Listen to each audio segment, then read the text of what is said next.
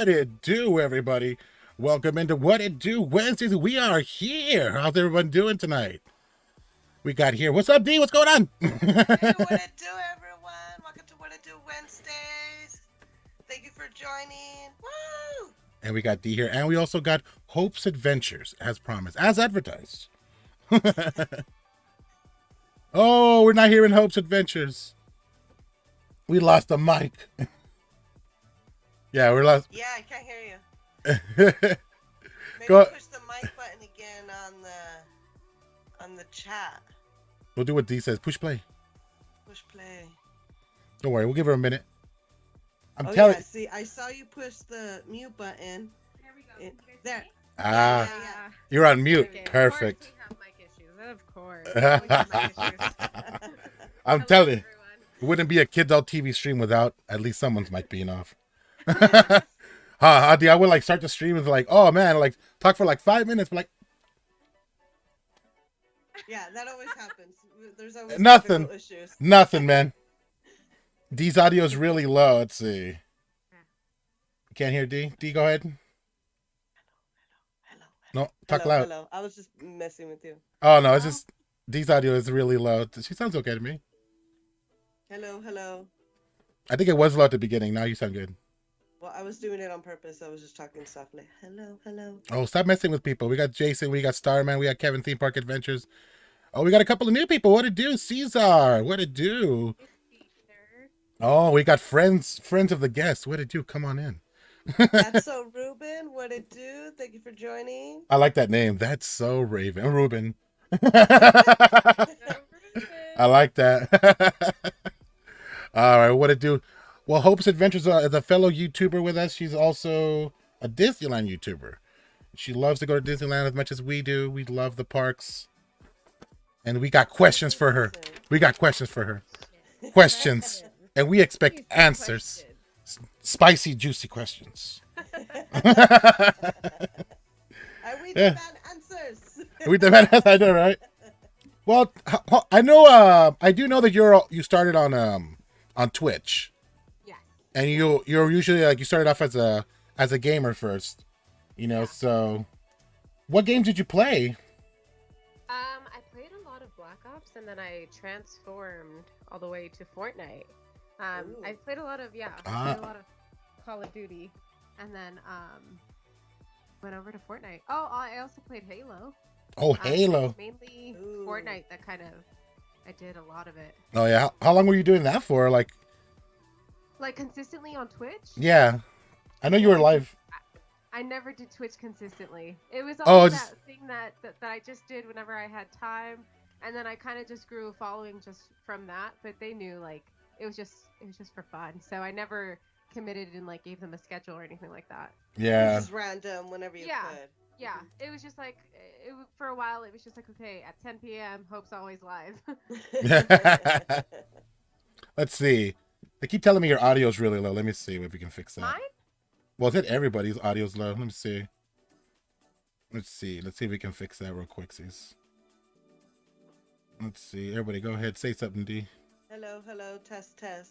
You sound good to me. Yeah, you both sound really good. I'm not sure why the audio's so low. Maybe Is your volume turned up, you guys? You have I'm gonna turn this on real quick and just see what I hear. D, have your volume up on your mic? You sound really good on stream. Yeah. Oh, on the physically on the mic, it has a little lever, remember? Oh. D, have your volume up? Oh, I could put it more. Yeah, put it all the way up. All the way to the max? To the max. Put it all the way up to 11. Okay, it's all the way to 11. Do you hear me better now? Perfect. You guys all sound much better. Okay. I am low. Hello. You smell Starman. Testing test. Yeah, there we go. Oh, Crystal Ray today. What did you do, Crystal Ray? Yeah, everything sounds good to me. Like I'm not sure where everybody's getting the audio issue from. Let me see if I can do something on my end. Blake, what it do? Taco Bell. Taco Bell. Let me see if I can add some gain to you guys. Let's see. Oh yeah, I get it. You are a little louder than us. I'm replaying it. Oh yeah. Let's see. Go ahead, say something. Say something. Hello. Test. Oh man, that's loud. Let me see. Now it sounds like it's echoing. Echo. We don't need no echo. Yeah, it sounds funny. Let's see. Is it through the Skype? Let me see. Telling you. Microphone USB. Noise cancellation high. Speakers. Blah blah all the way. Maybe turn your noise cancellation to medium. I have low and high and then auto. Sounds better, they said. That's better. Didn't even do anything. I don't know. Maybe I'm sure that was a delayed answer, I'm sure. What it do, Sean? Let's see. No, it sounds good to me. I'm not sure where everybody's getting that from. Jeff Park, what it do? Oh, what it do, Jeff? Appreciate you, man. Yes, I could see the chat. Sorry, I was just kind of paying attention to the technical issues right now. Jason, what it do, Justin? Thank you for joining. Just got here. All sounds good. Okay, thanks, Jeff. Okay, cool. As long as you all sound good. Maybe the echoing is just for Manny, me. what it do? Okay, cool. We are back on track. Ronnie's here. Where's Ronnie? Ronnie's World. I scrolled up. Okay, cool. Chat right now. Okay, let's get back on the ball. Back on the ball. No, now we can't hear Hope. She's out. No, I don't know what happened.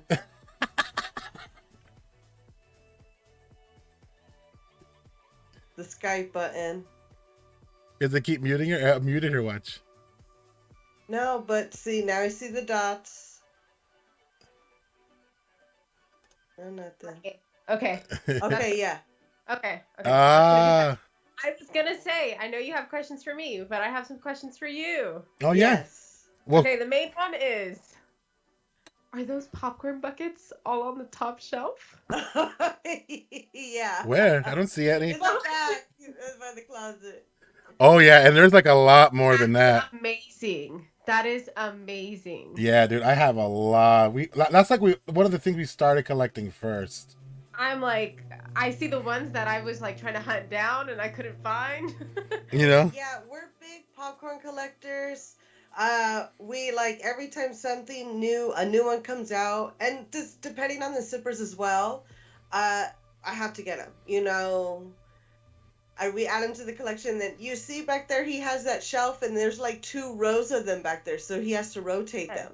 And then in my room, I have about 3. I have like 2 walls of floating shelves. Like I'm creating this long border along the top of my room. Yeah. That are just popcorn buckets, and I have like oh my God. wall, one full wall already filled. I love that. So that means you guys are gonna get the new 100 one, right? Oh yes. Oh, I'm sure. So I saw that there's some Cinderella premium bucket that was listed that with no has picture. no photo. I was reading every single thing about on the Disney Parks blog page. That's so exciting. And then there's like some Mickey balloon one coming out. So I'm wondering if it's the balloon shaped ones, just a new color like they normally do. I saw a picture of a silver one. It was like dripped in silver, and it's the Mickey one, just like the blue one. I think you guys okay. But it's just like the balloon one, and it's got the it's just silver, and it looks really good. Looks really, really good. And then there's the zipper, the Mickey Mouse zipper, where he's like standing with his little tuxedo. I saw there's going to be a Mickey popcorn bucket as well, but it's only listed at California Adventureland. No photo. Oh. So I'm kind of like, about that, because we have Disneyland as opening park. Yeah. Oh my God. My God. And then, just a reminder, the ride opens. So virtual queue only. So at 7 in the morning. The good thing is we get 2 chances. 7 in the morning and 1 p.m. They're going to have 2 virtual queues or what? Are you guys going to rope drop? Oh, for sure. Oh, yes. Yes. We will be there. Yes. Hopefully you're there. We will see you there, friend. Yes. If I keep looking this way, it's because I have you guys on the screen, but I'm trying to look in the camera because that's what you guys can see, but I can see you guys on the screen. I do the same thing. I look to the right because I have everything over here. My camera's right there. I do the same thing. Yeah. I'm like, focus. It actually works out. It looks like you're looking down from me from your little box. Where are you? There you go. Like the Brady Bunch. Oh, yeah. I'm excited for the Mickey's Railway. That's a cool new ride. Like, I know a lot of people have already ridden it already, but, I haven't got my chance for it. Like, it looks really cool with that augmented reality type thing. Like, the way the cards flip in the ride, I've seen. So I'm kind of excited to ride it, and it's going to be like multi-level, isn't it? Like, like Rise of Resistance, the train goes up, starts the bottom and it goes up a level. Because it's gonna feel like you're gonna go up a hill. But that would be very, very cool because we don't have another ride like that besides Rise. Yeah, we don't. We need something like that. And I think it only holds like 8 people at a time. Really? That I was reading something about that saying like 8 people at a time in the little train. So that's kind of be hard, but they got to have a bunch of trains moving, I guess, you know? Yeah, to just keep them going. Yeah. Yeah, so I saw that there's no standby. It's only a virtual queue, or you buy the lightning lane to for sure secure a spot. Yeah, because they knew that line would have been insane. So to do virtual queue, it's like Rise of the Resistance all over again. Oh, yeah. But that means that you have to be on your phone legitimately at 6:59. Not even 6:50. You have to be there at 6:59 because sometimes if you're there too early, it doesn't necessarily register that you just clicked in. Well, the good thing is that the 7 a.m. one, you don't have to be in the park. That's the good thing. Oh. But when you do the 1 p.m. one, you have to be scanned to the park. Because the park doesn't open until 7:30, the gate. So how can we do that at 7? Oh, yeah, that's a good point. So you just have to have the same opening day park to be able to get it. It's like the old days when California Adventure was the opening park for Web Slingers for Spider-Man. You know, the virtual queue, you had to have the California as your opening part to click that virtual one. And then when you had Disneyland, you were able to get the boarding pass for Rise. Back in the day, you know. But it's going to be the same thing all over again. And then as well, after you get that, you need to get your World of Color virtual pass as well. Because you have World of Color and the Disneyland fireworks. So there's too much. Too much. It's like Main Street Electrical Parade all over again. Yes. All that World of Color. Oh man, there's an all new World of Color show. There's all kinds of new merch. Did you see the new sign above the 100th above DCA right now? Yes. A big round sign. I hope that lights up. It looks nice. Did you guys see what they did in the middle of Disneyland? They were like roping it off. Well, not roping it off, but they had like a fence, like a wooden fence, like around the main circle of Disneyland, and I wonder if they're gonna put a sculpture there. What? I'm like really curious what they're gonna do there. I don't know that. Main Street, where not Main Street. Sorry, Esplanade. An Esplanade. Oh. Yeah, I was talking about that. Today, a lot of people were posting the purple banners were up all over in the Esplanade. Yeah. Usually in the circle there. I know, like, when it rains and stuff, they put like a little gate around it because it's so slippery. Oh, this is true. And the center, okay, that is like slippery tile. That is so dangerous. When you see their little gates around it, that's usually what it means. They just don't want to walk thinking they're gonna put a sculpture for us because it's slippery. Oh yeah, every time we go, someone always eats it there, dude. If they don't that's why they always put the little fence up. So, let's see. What do I got in my arsenal of questions here? Well, how long have you been doing YouTube? Like, how long have you been, like, actually live streaming, content creating? So, January of last year. So, I started my channel in August of last year. No. I started my channel not last year, the year before that in August. Okay. And then it was just a year that I've been like on YouTube. Oh, okay. So but my live streaming it's a year in January. So I barely started live streaming last year in January. Oh, okay. Yeah. So, I was just posting food videos. I was doing regular like food reviews. My favorite place to eat is Riverbell Terrace. I don't know if that's one of your questions, but ooh, I love Riverbell Terrace. Favorite place is Riverbell Terrace, and that's my favorite video that I've ever done, like reviewing food. Yeah, that's one of your top videos on your channel I've seen. Yes. Yes, I see that on there. I see it on there. So it's nice there. You always got to make reservations though going there. Yes. I know. The food's always good there. If you catch them at the right moment, you could just walk up. Yeah, right when they open. Yeah. And how is everything going with the live streaming? Like, so far, so good. I mean, I like it. I actually like tried to figure out like what I like to do more. I've actually taken my channel from just doing Disneyland park streams and like doing them like more home streams. But then we still do go to the park here and there. But we're gonna start more. That's kind of like my New Year's resolution, that we'll be more at the park doing more videos, because that's where I started. That's what, you know, I got my following from, was from being at the Disneyland park. Which it's nice that people stick around with you with no matter what you do, but still it was just that main thing of being like at the park is kind of like being home. So so far I feel like live streaming's cool. Yeah, but don't get it twisted. People love to see your personal life. People love to see what you do outside of the park. Everybody knows what you already do at the park. You do that all the time. They want to know, so what does Hope do on her off time? You know? Yeah.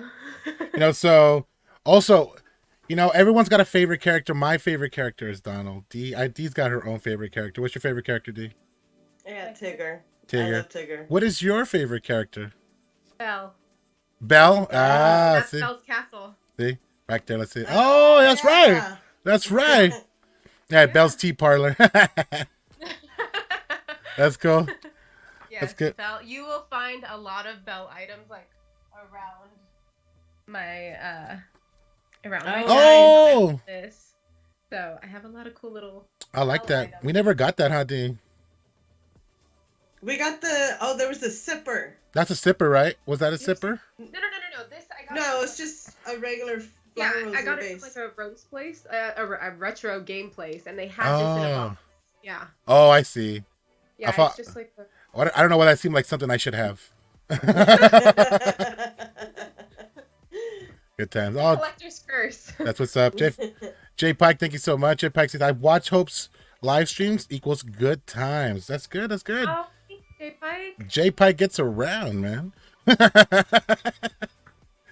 Mackie Mouse. That was what I think about Mackie Mouse.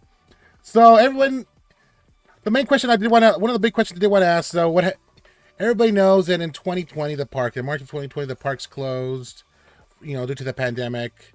You know, a lot of people dealt with it in their own different ways. What did you do for those 2 years that the park was closed? Did you have anything special? Were you even making content at that time? So I actually was not. I was not. I didn't even know live streaming or like making Disney content was a thing. But me and Vish, if you guys know Vish is my fiance, and he literally comes to the park with me to be like my bodyguard or just like my anxiety, because I deal with a lot of anxiety. So like when he's there, I feel comfortable. So Hope's Adventures is Hope, but then we always have Vish there. So what Vish and I did is that we would always, as of like 2018 or 2019, it was a thing to go for our birthdays.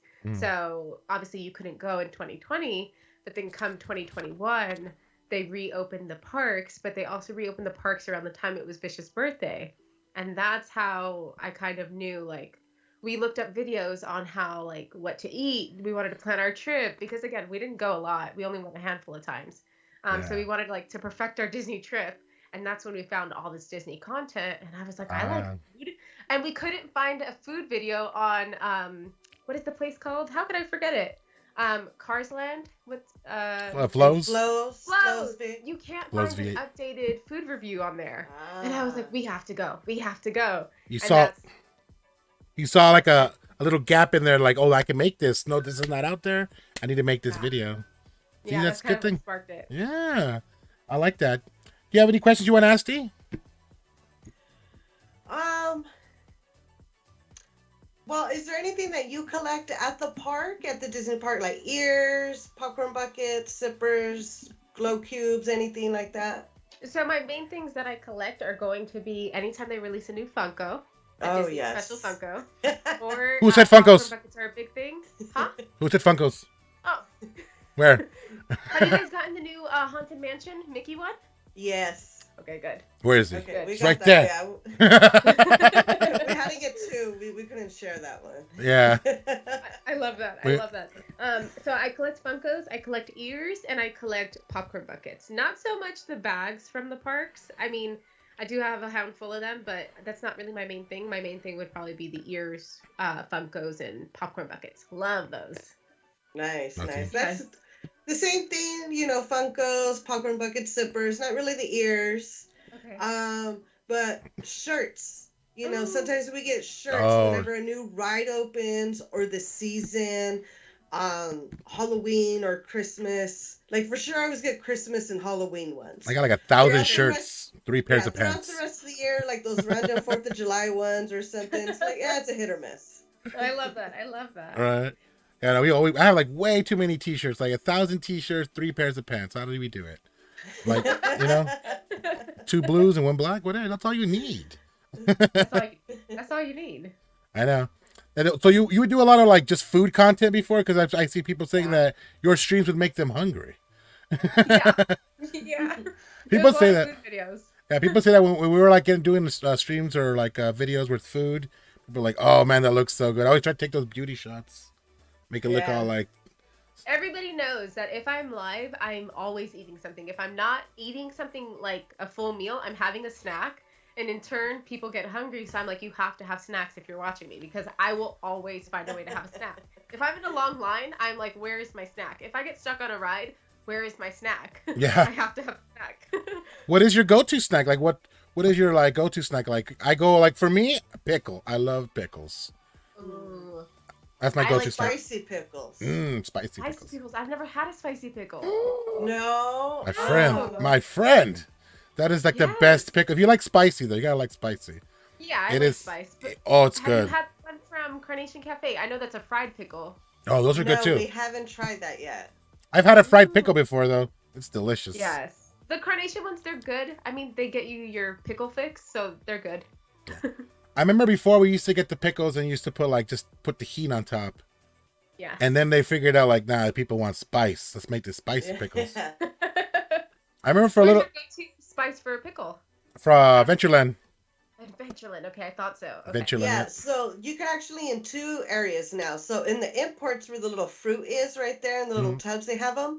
But you could also mobile order from Bagel Cafe. Ooh, okay. And or Bagel Barbecue. And the backup is all the way over there by Critter Country. There's a pickles. What is that pickle spot? The fruit stand over there.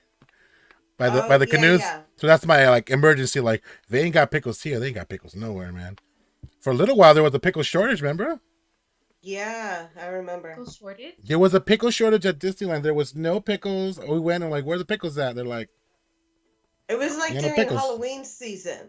Wow. Yeah, it was weird. Yeah, for like a month, and everyone was even talking about it, like, where are all the pickles? Like, there was no pickles at all. Yeah. Yeah, that was weird. I'm like, what do you mean you ain't got no pickles? It's Disneyland, right? They have to have a pickle. I know you got a pickle. Look, you got a cucumber? I'll wait. Just put the pickle juice. You know? I didn't know about that. I didn't know about the pickle shortage. Well, how many Funkos do you have? How many do you collect? What's your amount of Funkos? Like, how many Funkos do you have? Because obviously I got too many. I don't even want to count them. See, I didn't count any of them. I just know that I have an entire rack that you can get from Home Depot full of Funkos. Okay, so there's a good guesstimate. There's like 5 rows. So you probably let's say you got between like 1 and 100.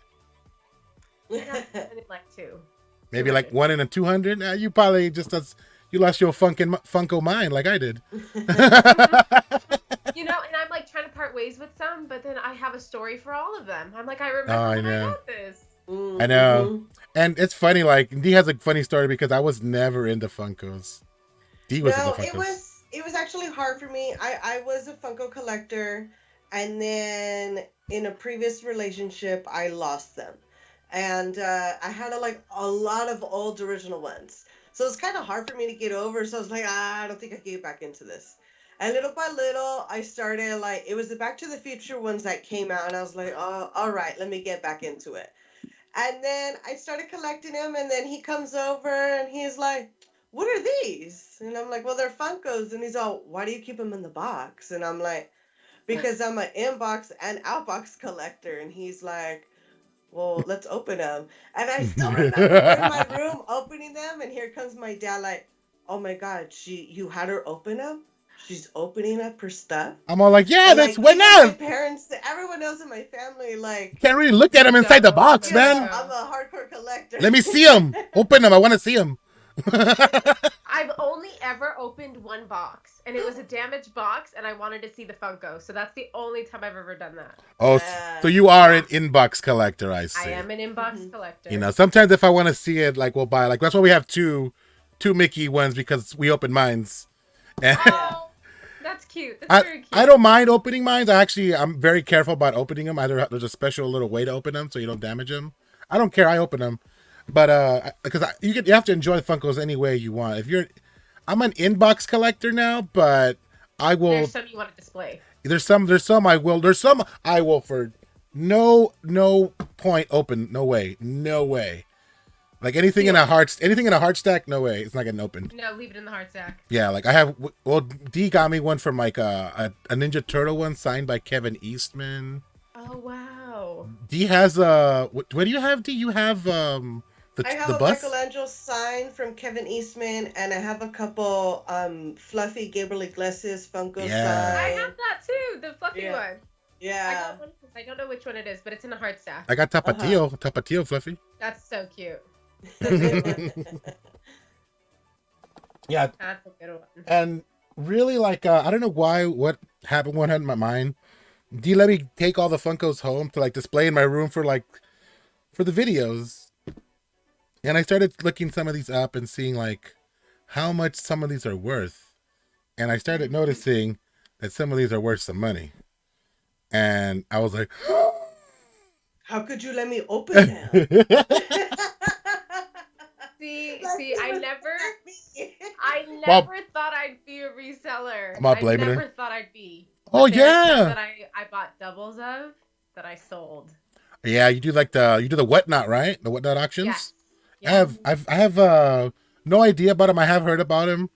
You know, I'm not sure how it works, but like, is it like a live stream? You're auctioning off? Like, it's like a live stream. You display what you have, and then people will ask you how much they are if you don't already have it in your store with the price. ooh. It's really cool. And I mean, like, if you live stream, might as well live stream on there. And you don't have to show your face if you don't want to. Because I know some people are big on that. They're like, you know, I would live stream, but I don't want to show myself. And you don't have to.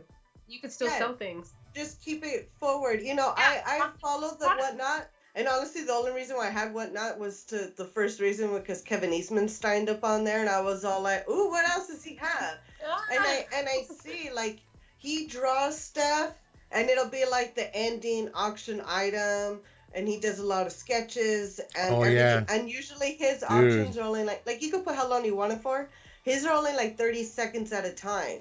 Yeah. So like you get a bid and then it starts over 30 seconds. And then when it counts down, you know, the last bidder wins the auction. Mm-hmm. But so it has that's all like your, death. and it has all your information on the app, you know, your shipping address, your how you're gonna pay your mobile payment. So it's all right there because it's like a live auction. You need to just click all crazy. It looks like Instagram. It's also like a gamble. You see people that do things that you're just like, oh, I really want to bid on that. Do I need it? Nope. Yeah. I don't even watch Pokemon and I want to bid on it. Do I want it? Yep. Is it a chase? Gotta have it. Gotta have it. I know, right? So what is the most expensive or the most valuable pop you have in your collection, if you have anything? Okay, that I still currently have? That you have. Or ever had. That I ever had. Okay. Good question. Good question. So this one's The Office, Jim Halpert. Ah. That one, it was worth 110 and I sold it. What? Wow. That's a good deal. I was just at Funko and they had him on there, so I bought him for $15.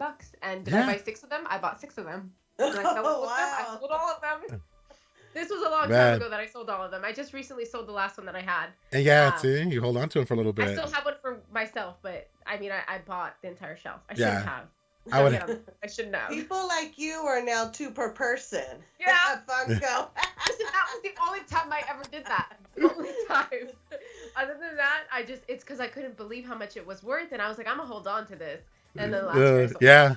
Then she goes back around in a circle with a mustache. I would like to buy 2 more. See, Target put out it's only 1 per guest.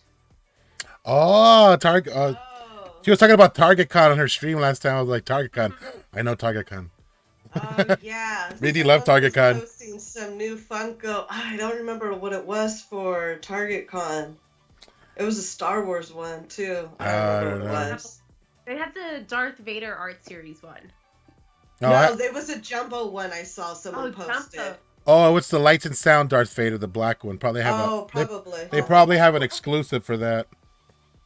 I Or just they're gonna remember it get was something. something Jumbo and black. So it makes sense if it was Darth Vader.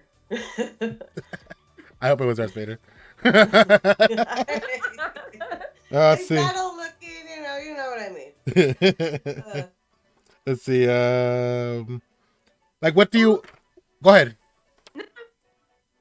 So I was gonna say, what type of Funkos are you like? You collect more of like you have like the Star Wars that you collect most of, like anime. What occupies most of your shelf? I think right now what occupies most of it is The Office. I have probably the entire, like the new Office ones and then the old Office ones. I think I have a lot of those. And then the second thing is I have a lot of Star Wars ones.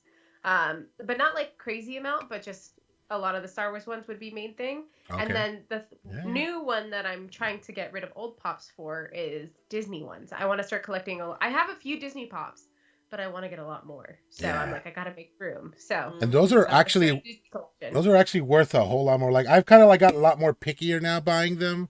I like buying ones either like they're an exclusive or they got a sticker on them, or like the park exclusive ones. I have to get like every single time. Yeah, I feel so bad that I didn't get the Pirates one. You remember how they came out with the Pirates exclusive one? I'm sure you guys have it. Yeah, where he was on the pile of gold. Yeah. I remember seeing it all the time, and I was like, "We'll get it one day." We never. We didn't get it either. We were the same thing. No, we were like, no. I don't think we were into Funkos at that time, huh? Really? No. It was getting kind of hard because the Funkos were coming out the same day as all the merch. What do we get? Yeah. Do we get the popcorn? Do we get the shirt? So you just kind of start picking and choosing, what do we really need to add to? The thing is, our main is that we always get is a Disney ride Funko Pop. Like that's a must. We will give in for that. Yeah. So the Mickey one kind of made sense because, he was Haunted Mansion. Yeah. I have Alice in Wonderland, the teapot. I have the Yeti in the Matterhorn. You have the Yeti? Yeah, I have. Oh my god! In the original one with all three of them in the log. Hey Hope, Hey Hope, you wouldn't and she has them out of the box too. She's crazy. Yeah, I have them out of the box on my shelf. Yeah, like the rides. So. She's got that Alice one out of the box. To a point where I can't have these boxes on my shelf. Yeah. I want to see them. Yeah. And then, like, he tells me, well, just rotate them. Put one in front of them. No, I don't have time for that to be rotating my stuff. I'm trying to help you. Protectors? How's that? What? Do you guys have them in protectors? Yeah, well, most of them. Most of them are. We've been getting really picky with protectors, so now we found a good place. But we could only buy a little at a time because it's like 20 for 20. And then we don't just get the packs. There's always some Funko there that we have to get. So even though we go, we're going to spend $20. We don't spend just $20. Yeah. What did I say? I was like, we're going to buy one Funko, and then I'm going to like buy $40 in protectors. And that never happened. No, he got one set of protectors and 3 Funkos, and one was a soda. So, I was going to ask, what was the very first chase you ever collected? The very first chase? Very first chase. I think I still have it. I'm fairly new to the Funko collecting. I have that Mo chase from Wally. Oh, I have the Mo chase. Cool. We got that at WonderCon. Oh, very cool. Very cool. And that's one of like the very first. I think that might be the only chase I have. I think Dee has all the chases. She gets all the cool stuff. I have a lot of the chases for like Ninja Turtle Pops. Okay. So more of the newer ones, the old classics. Again, like I lost and I had to redo. So little by little, I was rebuying those from eBay. I was like, I don't care. I just had to take a hit and buy one at a time, Oh, here's another chase. So I could get those back, yeah. Funko sodas. This is the only other chase I have too. The Silent Bob. I've never gotten a Funko soda. Never. They're kind of new. They're kind of growing. They're hard to display, so that's kind of why I don't buy a whole lot of them. But once in a while, like I got a chase and then Dee got a chase last time, so we're kind of like surprised we got them. That's really cool because they could be. Also, I hate to say that, but they could be worth a lot. Yeah, if you could. Yeah. The right person, if they want them, But yeah. The first Chase I think I ever collected was Teddy Rick from Rick and Morty. I've never watched Rick and Morty. Okay. Oh But my for some God. reason, I think I got it either at Target or at Funko. But I just happened to, that was the very first. I just happened to walk in, find it, and I was like, it's a Chase. I'm buying it. Had no idea. And I Yeah. still have it. I will not get rid of it. If I saw a Chase out in the wild, I would probably get it too, and I'd be like, "What the hell is it? All right, who can I sell this to?" Yeah, for sure. I probably would have got it too. Yeah, we got a couple of like what I like to collect and what's my favorite type of Funkos is probably like Back to the Future. I have a lot of Back to the Future ones, Cool. and they're kind of like halfies and halfies because half of them are D's and half of them are mines. I like that. I just been adding to her collection. Jason said I chased my dog when he grabbed my one pop off the shelf on Monday. That reminds me of my dog who ate my Mickey ears. It was I think it was an accident. I don't know what happened, but she destroyed my No. Like, and it was my favorite pair that I always wore. Oh. Yeah, so that's what Jason, your comment reminded me of that. She got a hold of him. She's got dogs. You have just one dog? Just one little woo was. Yeah, we got me and Dee each have 3 dogs. I don't know what we're doing with so many dogs. I know. We have like a little Brady bunch of dogs. Brady bunch. I hear one barking that's asking me to go outside too. Probably Bailey. Hey, do you go to any other theme parks or anything other than Disneyland, or just Disneyland? Just Disneyland. I grew up going to Knott's Berry Farm, but I really don't have much memory of that. And then Universal, I've never been. I only have ever been to Halloween Horror Nights once, but this is when I was much younger. And so I've actually never gone to any other theme parks. I mean, I think I went to SeaWorld when I was little, but again, I only go to Disney. This is your park, right on. Thank you, Vish, for the sub. I appreciate that. Yeah. Thank you. Yeah, me and Dee just went. I just went to Super Nintendo Land. Oh. They just Super Nintendo World. They just opened that up. That is a pretty cool land. I'm not a big fan of Universal per se, the park, but that land was fun. It was really fun to be in. Do you guys have a pass? We do. Yes. Okay. Yeah, we have passes for that one. You kind of have to have like theme park passes for like every single park in order to do this. Yeah. Can't just have just Disneyland unless you just only want to do Disneyland content. Yeah, that's true. know? That's very true. Yeah, oh yeah. Let's see. What do we got on here on the question sheet? Let's see. Oh, we've answered a lot of these questions already. Cool. Well, you are. Would you say you're more of a live streamer, or do you make content more? Like, what would you say? And what is your favorite thing to do? Do you like to just live stream, or do you like it more than the other? So I'm more of a live streamer than I am a pre-filmed video. I do prefer pre-filmed videos. I mean, I like the live stream because you're able to connect more and all of that. But there's some things that I wish I could have in a video because your live streams are hours and hours long. As for a video, you can make it between 10 to 20 minutes, and there's like a lot of there's always things that I always want to film and all of that. It's just I'm not an editor. Like, I'm gonna share a secret with you guys, but don't judge me. I filmed a Oogie Boogie video with That's So Ruben, and I surprised him to Oogie Boogie. And I never posted that video. I filmed the whole thing, did all of it, and it is sitting in my editing file. That's if you see that come out this year in Oogie Boogie, act surprised. That sometimes happens. That sometimes happens to me too. Like, I get overwhelmed with how many videos we shoot, and like sometimes, one of them goes behind. I'm like, I had to remind him for like the Lunar New Year because we were trying to overpack. We were splitting up, covering different parks. You know, I went to California Adventure on my own. He went to Universal on his own. And then I was all like, you forgot this part in the video. You forgot this part. So like he had to make a whole nother video just like what you forgot. And we're so used to recording and doing something every weekend. You can't fall behind. No. Yeah. It's hard. Like it's to the point where like I had everything, like I filmed it so perfectly. I flew him out from San Jose, surprised him with tickets because he had no idea that he was going to go to Oogie Boogie. And it's like one of those memories that I'm like, okay, I cherish this memory, but I want to share it. And it's like, I never edited it. It's like now I post it during summer. Like, what? Maybe Until we totally. just edit it just for you, just so you can watch it. Yeah. But I do prefer pre-filmed. But I've gotten so used to live streaming, and I like it.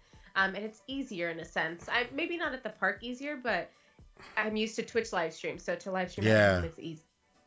So that's what brings up to my next question. Do you prefer live streaming on YouTube or Twitch better?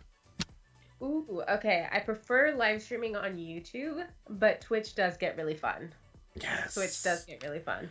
I personally prefer to live stream on Twitch. It's a lot more free. Like if I mess up, yeah, there's no. Oh well, you know. Oh well, it's it's a lot more lax. There's a lot more forgivingness for it because people are just watching you play a game sometimes. You know, so I kind of prefer it. Exposure on Twitch than there is on YouTube for a live stream. Yes, I will say yeah. Like I don't even think people realize that you can. I know people know that you can live stream on YouTube, but they think live streamer. Let me go look on Twitch. Yeah, not YouTube. What do you get? Do you get this question a lot when whenever you're walking around the park live streaming? They're like, "Hey, are you live streaming on TikTok?" I'm like, "Oh my god, yeah!" And I don't like TikTok. I despise that app. I deleted it. I had it, and I I was like, "Okay, I'm gonna get into TikTok." Yeah. TikTok. I don't like it. Don't like what you see on it. Nothing. So when people are like, "You're live on TikTok," I'm like, "No, YouTube." Yeah, like I don't know how people can do live streams on there. Yeah. I always hear at the park, are we alive on Twitch? No, YouTube. Yeah, but YouTube. Like it's like Facebook, Twitch or TikTok already. You know, like come on. Yeah, YouTube people are already like, YouTube, what's that? That's funny. Like, and I go on like Twitch sometimes, and you'll see there are IRL streamers there too. Yes, there are IRL streamers. I follow some IRL streamers. There's one guy who just like streams 24 hours a day, like all day. He goes. Is his name Chris? I met one person that streamed on Twitch before I started live streaming on YouTube for Disneyland. Mm-hmm. I was just doing a pre-filmed video, and he was actually streaming on Twitch at Disneyland, and I was like, "You're live on Twitch outside of the house? How?" It just didn't make sense to me. I was like, my internet would crash. What are you talking about? My mom told me that I had to get some fresh air. I was like, how is that possible?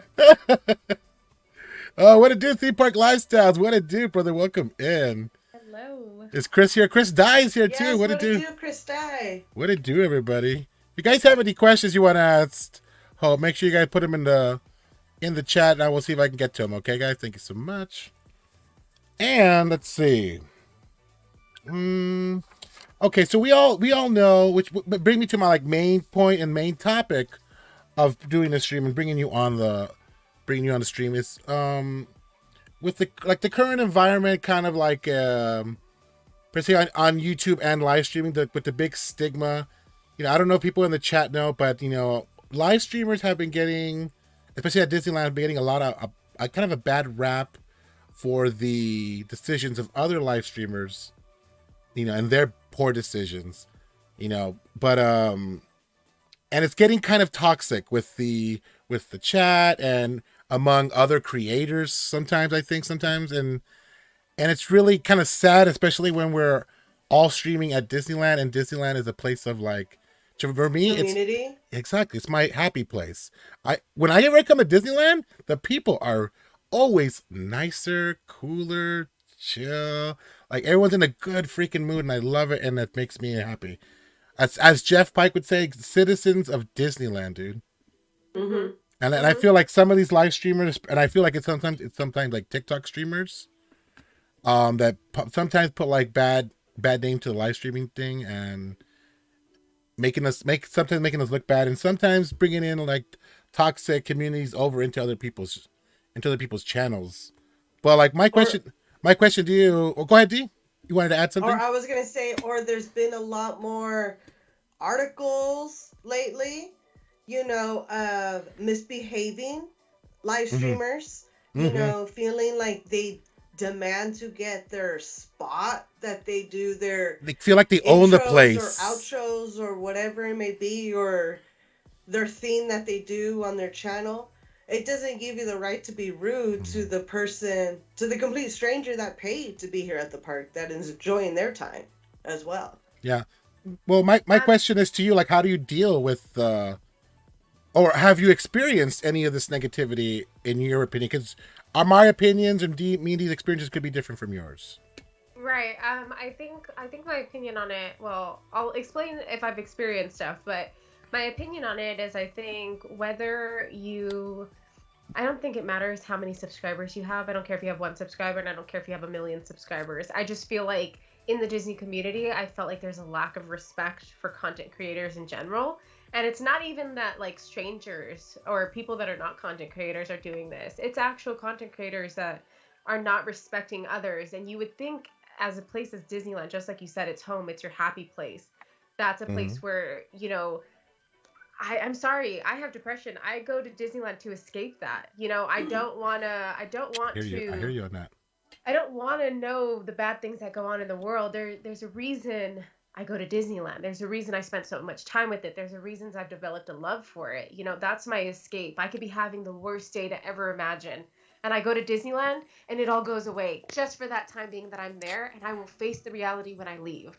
So to bring a negative environment, which has happened to me, to answer your experience question, it has. There's been people that have tried to rain on my parade, per se, just because of their own envious reasons, you know? And it's like you have to cheer people on because, hey, if I succeed, you'll also succeed. You'll succeed, I succeed. Like, if we stuck together and, like, showed the world, and again, you guys have to remember that we're talking about, like, how many people go to Disneyland a day? You know, how many people are in this world? How many people watch live streams? Social media has picked up so much to where, like, everybody could be a content creator if they wanted to be. You sitting at home, you could be a content creator. So it's like we have to get out of our heads a little and kind of realize, like, a lot of people don't know that you could watch live streams at Disneyland. There's a reason why there's only a certain amount that you'll see on so-and-so's live stream, and it never exceeds that amount. Is because not everyone knows that you can live stream at Disneyland. I don't think people realize that. Yeah, you people know are. what I mean? Yeah, I mean it's becoming much more and more popular. I mean, when D&Me started, there wasn't a whole lot of people that were doing it. You know, now not even live streaming. We saw cameras for cameras all day, content recording. But live streaming, I didn't see it that much. Maybe 2018, 19, they started seeing a lot more. You know, just someone's holding up their camera and they're not doing anything. It's not facing them. It's facing forward. Like, okay, so they're a streamer. I think once... And it's just like Jake Pike said. He said, a couple bad apples can ruin the bunch. And I think that's true. What's happening right now. And, like, I think people are turning a blind eye to it. And it's like, if we don't stand up and if we don't speak up for this, these bad apples could eventually ruin, you know, what we're working on creating. And why would you do that? This is true. Yeah, we don't want to happen what happened in Tokyo where they're banned. It's banned. The whole theme park now for streaming. There is no live streaming at Tokyo. It's selfish is what it is. The way some people try to be toxic and the way that, and I know exactly what you guys are talking about, especially if we're talking about TikTok, is like, it's just very, very selfish. Now on YouTube, we do have a few bad batches that I've spoken about on my channel. Again, these people just, we have to find a way to stop them together. Because, again, I know some people sitting at home might want to do live streaming at YouTube and want to be at the parks. Because there's a lot of people that, you know, they see what we do and they're like, hey, I could potentially do that. And we need to accept that. We need to allow people to come into the space. Because, again, what are you guys doing? Fighting over YouTube's money? YouTube will pay all of us. Yeah. I feel like if you're really dedicated, if you really want to become this, why not? If you want to be a YouTuber, you want to do this. This is not just for anybody. It's a free thing for anybody to do. It's a free app. Anybody can do it. Anybody can create anything. That's the beauty of YouTube. And for someone to be like, oh, this person's trying to do what I do, that might be like you trying to just being jealous that they're like, oh, it looks like they're getting too close for comfort. Yeah. Is that what it is? And if that's what it is, then you'll never succeed as a true YouTuber. Because you're always worrying about what the next person's doing. Yeah. You know, you should really, but me and D have really learned, because me and D have been doing this for a while. We've been doing it like, I think we're like on our, 5th or 6th year doing this? Yeah. We've learned a lot of stuff. We've learned a lot of new stuff. We learned, you know, kind of like the whole community thing and how other creators are towards another sometimes. So not everyone is real. Not everyone is true to themselves. There are a lot of good people out there though. Not to put a damper on them though, but You know, we really think that it was kind of hard for us to start at the beginning, and we started with no help, and we just wanted to do it just because we wanted to do it. It started off with like one little GoPro, and that's how we started doing it. And just because we like going to Disneyland, Yeah. it's like we should just make. Hey, look, did people make YouTube videos? We should do that. Yeah, and I think Fun. that's the biggest thing that you'll see in this. And as viewers, this is something that you guys should also keep in mind, is that Fun. you're gonna see people do it because they love it, and you're gonna see people that are out there, and this is just the sad truth, that are just money hungry. So they'll do anything to save their image. They'll turn a blind eye to things that they could actually have power in speaking out about because they do have a bigger audience. And you'll see people turn their heads on that, and that's because they care more about their image rather than what's right. And that's the unfortunate part in this Disney community. And I guess what really hurts is like the people that are doing these things don't understand. Like, you guys are fighting over what? The most 50 live streamers? Let's just say at Disneyland itself, there's 50. There's not. There's probably less than 30. But I'm just saying, let's say 50, a big number. Go on Twitch. Go on Twitch right now and look at Call of Duty. Look at how many people are streaming Call of Duty. Look at how many people are streaming Fortnite. Yeah. I mean, now you're not even talking about 50. You're talking about 2 million, 100,000, 300,000. You just can't. I don't know how to explain it. Like, you have to have a bigger mind. Like, we're fighting over a small bunch that we can all be friends and have a good time and cheer each other on and push each other and, like, make a beautiful community. Instead, we just... Well, here's the difference. All those live streamers at home playing video games, you're home, you're away. You're in your own world. Yes. These people do not see you next to you going, hey, I have 1,000 people watching. Well, I have 5,000 people watching. So those streamers won't really get attacked by hackers or something because they're jealous. There's always going to be someone out there that's jealous that wants to bring your channel down or, you know, in a negative way or do anything. Yeah. But when you're a theme park vlogger or a food vlogger and you're out in areas and communities where you see multiple live streamers, why can't you just be nice and build a friendship and grow a community together and grow more and more channels together and not burn each other just to get what you needed out of it, and then the whole community goes their own way. You're not gonna. That's also what's happened. You're not gonna enjoy it, and you're not gonna have any success if you don't have fun with it. If you're not having fun with it, it's gonna make it much more harder. And if you're always constantly looking at the numbers at the beginning, you're gonna lose your freaking mind. Don't do that. I used to do that to myself all the time, and I've learned to like I put up a video and I don't even worry about it. Like just let it go. You never know what could happen, and this is the business where overnight your career could change if that is something that you even want. You know what I mean? And I think the biggest thing I want to touch base on, if we're talking about Disneyland itself, when we're talking about live streamers, and you guys, the viewers, also, you know, you guys are the reasons why we're able to live stream and do these things. If it wasn't for you guys, we would have no one ever watching. So I appreciate you guys for that, and I know both Fern-E and Dee also do too. But the biggest thing is that in the Disneyland community on YouTube, I'm not talking about TikTok. TikTok is a very like own black hole of itself. They do unfortunately put a damper on, I guess, the live streaming community. But hey, if you're good at the parks and if you're nice, people will never say anything. People will never like be uncomfortable that you're live streaming as long as you respect other people. Now TikTok, it's out of here. But YouTube, the best part about that, and this is why I'm trying to get at, is that the people that are causing the toxicity and that are making it a negative environment, we as creators know who they are.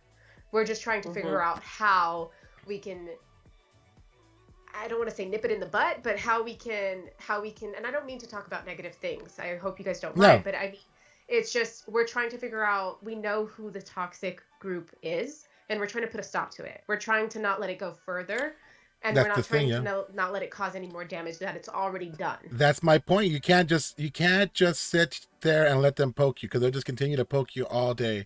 You got to stand up for yourself. And me and Dee have stood up for ourselves and have brought up some things up to that particular person, his or her person, you know, letting them know how we feel and what we have.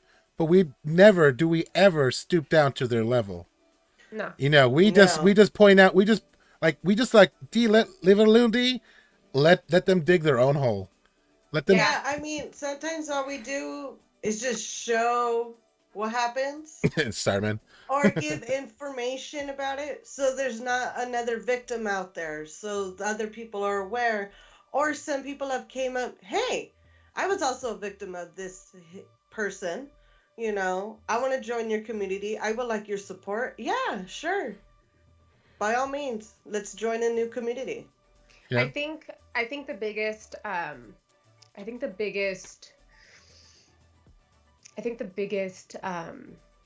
issue and the last straw was what happened in December by the toxic group, because they caused a lot of damage to two people that did not deserve that. And I mean, like, things could have went badly, like very badly.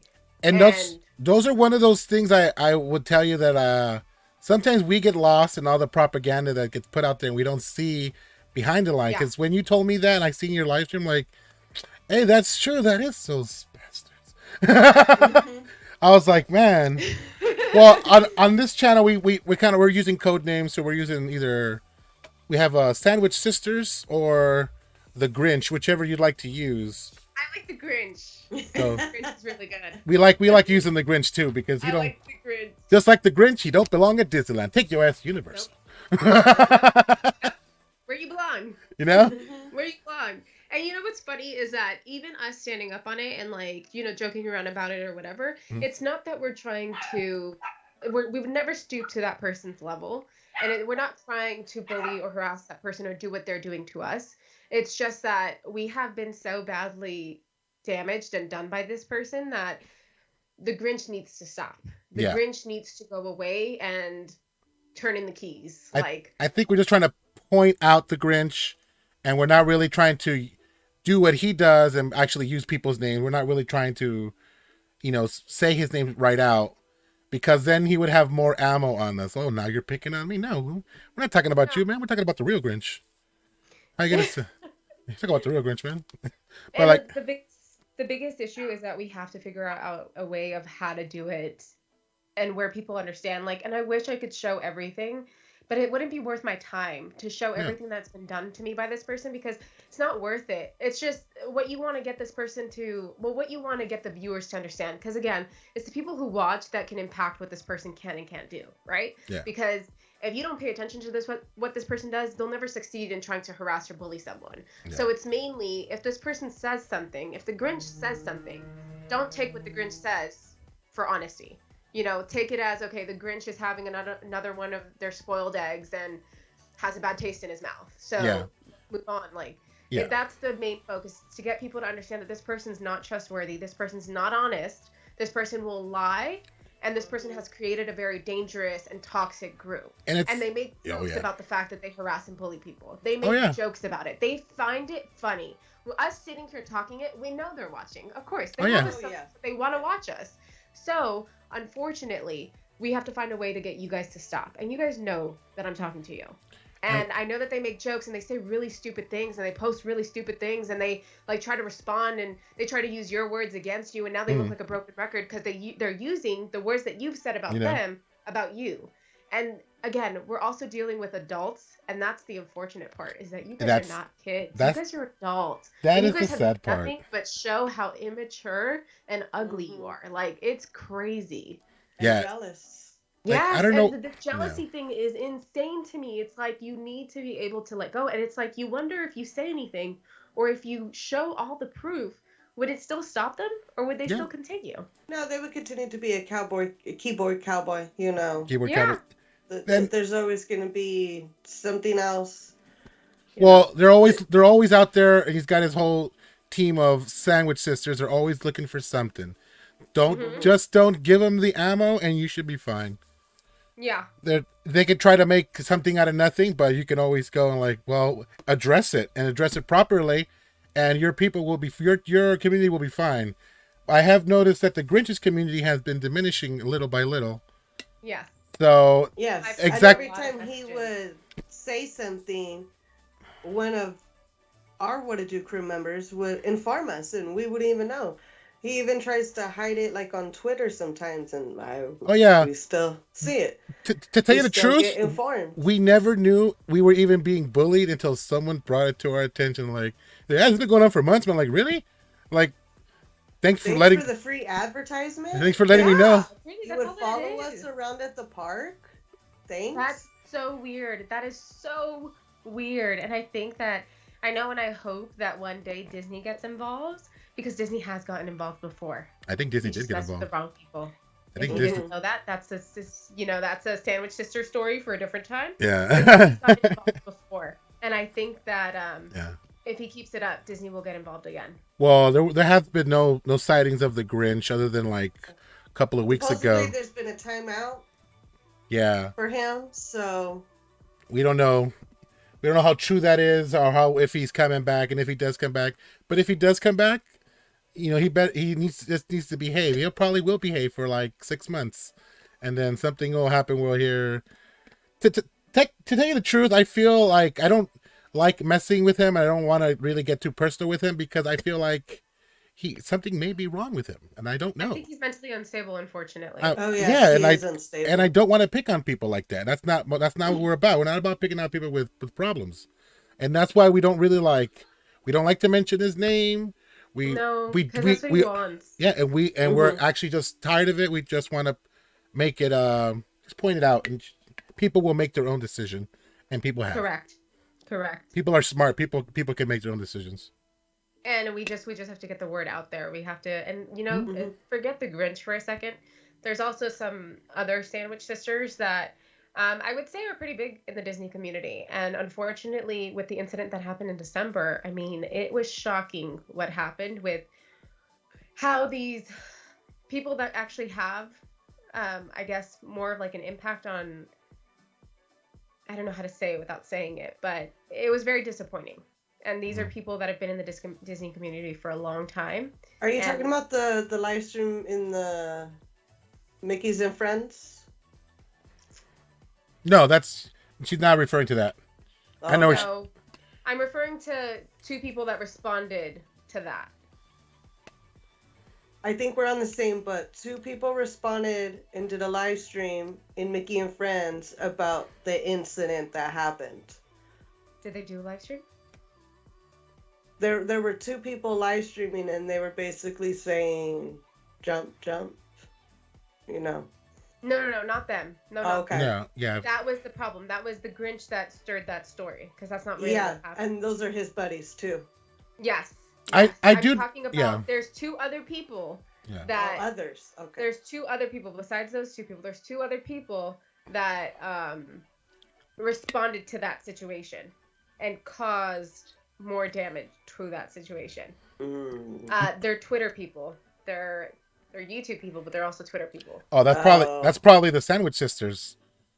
Here, I'm gonna hold on. Yeah, I'm sure it's a Sandwich Sister because he has his own team of he has his own people that do his little services for him and help him out. I think you guys are gonna be shocked. Oh, we're gonna be shocked. It's what's that? The guy who revealed all the magic tricks on Fox. Remember? That was him. Check Instagram real quick. Let me check. I got it right here. Do you know who that is? Let me see. Nah, for real? Yeah, do you know who that is? Yeah. Okay. Wait, that stands for 2 words? Yeah, hold on. I just couldn't spell it. Hold on, I can spell it right now. Yeah, don't say it out loud, D. No. Oh, that's what I thought. Oh. That, yeah. Yeah, that's what I was thinking. That and I have those messages. Yeah. All of those toxicness. Oh, yeah. No. That was really disappointing. That was really disappointing. Really disappointing. Really disappointing. Yeah. Yeah. The Louis B. Oh, yeah. Louis B videos are crazy. Louis B, I feel so bad for whoever Louis B is. I don't understand what they achieve by continuing to... And again, if they were spreading, like, correct news and actual factual news, then okay. But a lot of their stuff is just sometimes like, why did you twist it? Why couldn't you just say what really happened and then you wouldn't have an issue for getting copyrighted or anything like that? Because you're just talking about the truth. Yeah. I have a feeling that Louis B may be associated. So... Yeah. I see the little small little hints. Oh, that bee looks awfully familiar to me. Where's the honey? That's what I'm saying. Yeah, but like for real, like it's just sad. Like I know we're talking all in code, and we're not like I'm not trying to say their name and stuff, but you know, those things are really really sad to be enjoying and to be happening in like a Disneyland when all you want to do is just have fun. You just want to be there, have a good time. You know, I feel like that's why me and D have really like kind of like stepped back from live streaming at the park a little bit, and we're kind of like more focusing on just like content creating. We're just gonna make videos, and once in a while we'll do a live stream. Once in a while. See, Crystal Ray said that's too much drama. And the thing is, it's not necessarily that it's drama. Again, you have to remember, you guys, and this is the main reason I think why we wanted to be able to do this live stream for you guys today, is that we need to bring awareness to it. It's not that it's drama. It's more that it's kind of like, it's a harassment issue.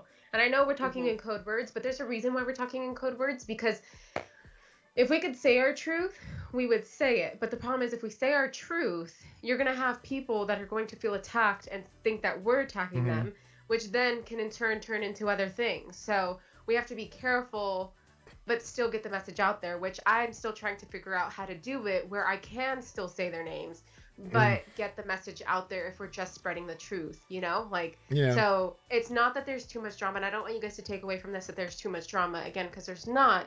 It's just that you have a lot of people who are trying to be content creators or are content creators that are being very disingenuous and are leading people falsely. And that's the main issue that we're having. And I know that a lot of people have commented on my stuff saying, like, can you just tell us who it is? The reason I can't is because I have to be careful with what I say.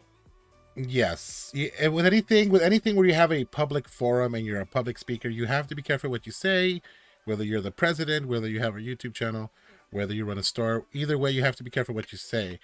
We're just, what Hope's trying to say, that we're just trying to point it out, make you guys aware of it.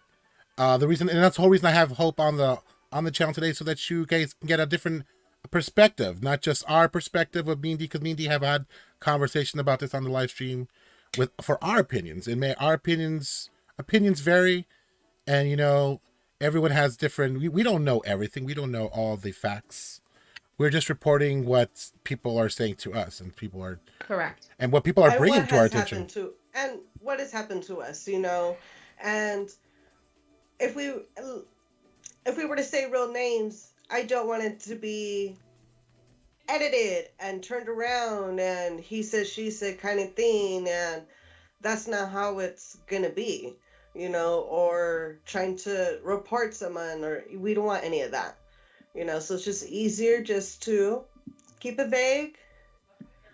You know, with all the social news going around lately in the last couple months with the YouTubers and the TikTokers and the Twitch users, I'm sure a lot of you know who we're speaking about.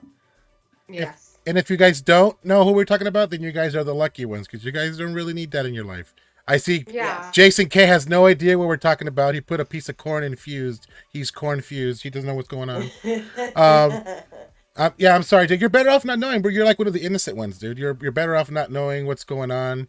Just keep being you. Keep being that good person, Jason. And everybody else who's more like into the community, you know, just kind of make your own decision. Just take what we're saying with a grain of salt. It's just what we're saying. Like it also can be, you know, taken as hearsay as well. But this is just our experience and what we're telling you, what we're reporting. You know, it's your choice to believe us or not. It's your choice to make your own decision, and your decision to make. So that's all we're saying. We're not trying to like pick on anybody, but it just makes for good conversation. That's all I'm saying. You know, and that's the whole reason we have shows on Wednesdays, because we love to converse. You know, I saw Coaster Challengers on here. I didn't get to read his comment. Did you read David's comment? He said he was dealing with the same problem. David, Coaster Challenge. Same problem over there in the roller coaster community as well. Oh yeah, we have the same. See, that's weird, and he's in a totally different theme park community where it's just roller coaster enthusiasts, and they have the same thing. Maybe it's not with just the same person. No, with just in general. There's always going to be a troll out there. There's always going to be someone that wants to bully someone. They have their Grinch. And be a keyboard cowboy.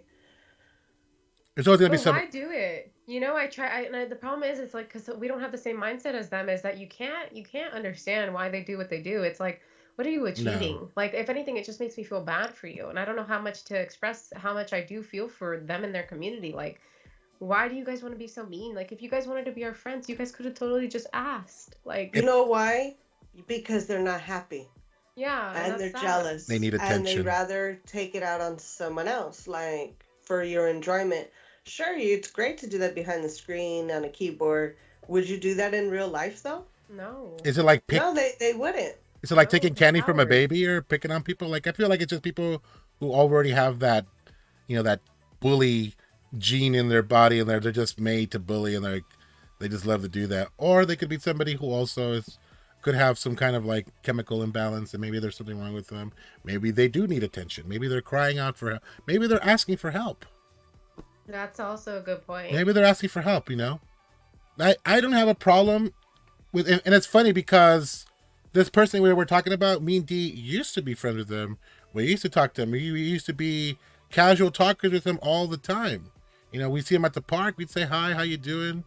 And then all of a sudden, it just flipped from one day to another, and he's just the person he is. And got attitude. Yeah. I recall it was turning him down because they wanted me to not only buy a popcorn bucket for them, but to pay for it. Like, no, if I'm in line, I can help you out. You give me the money. I'm not going to buy it for you out of my pocket. Yeah, like. And then I was already given attitude, and it's like there it changed. I feel like he was trying to take advantage of us. Like, oh yeah, he was asking to get us a bucket, but like he didn't give me any money. Grinch? Yeah. Yeah. But he didn't give me any money, so we didn't like. Well, did he give you any money? I'm like, no. Well, don't buy it for him. So wait. Hold on. And I agree with you, Christina. This is a long time ago. People hurt people, and I will forever stand by that. So hold on. So the Grinch. Okay, let's analyze something real quick about the Grinch. Okay. Hi, Grinch. Hold on, let me put him up. I got a Grinch button. Hold on, there he is. There he is. Okay, listen, the Grinch. So is it a thing that the Grinch he befriends everyone, and then he just gets upset when you don't do what he says? Mm-hmm. Well, wow, because I've heard that with too many people, where he was a friend, he was trying to help, and then all of a sudden it's like he was tweaking, and then in the next thing he was just like I'm out to destroy you guys. Yeah, that's something that, like I said, like it seems very bipolarish, and I don't know. Like if you want to be a friendly guy, good guy, then be that guy, but don't all turn around and just like talk smack. And it's funny, he'll talk smack on but he won't say anything to you. In your face, he will not say a single word. No, he'll say it from afar. Yeah, he did one time on Main Street. Does he come on a he has his phrases, right? So the Grinch, and again, if you're an upcoming streamer, beware, because he has this thing where he's just like, he'll come into your channel and just be like, oh my god, hey, blah blah blah, and then be like, message you behind closed doors and say, I want to help your channel grow, like I work with smaller channels, like I really want to push your stuff out there. And even if you decline it, he gets offended, because I'm never about that. I want to grow at my own pace. I do not give a damn how many subscribers I have. I am grateful for them, but I want to grow on my own terms. I want to grow on my own pace. So I'm like a huge believer on like trying to make friends rather than making people for monetary gain. I don't care about any of that. I will make my money elsewhere. I do not care. So this Grinch his whole tactic and phrase and timeline is like, I'm just trying to help you out. And then when things don't go accordingly to the Grinch's plan, he turns around, and the way he like says goodbye to people, unless he has like a devious anger plan, he'll like be like, we need to meet me at this place without the live stream. And then like really dangerous, like really kind of like creepy, and say, my manager said I can't work with small creators. My manager? I'm like, okay, go back to the bathroom. Does he mean his? Never mind. So I was like, whoa, like I never asked for your help, never wanted your help, didn't get anything from your help. Only thing I got was about abuse and like really, really creepy status. Like it's very weird, which brings me back to the unstable part, like needs help. And then like his whole group, they're all toxic to each other. So not only do They they go are. talk about us, but they talk about each other. They And they do. say really nasty things and like say personal things that should not be said to other people.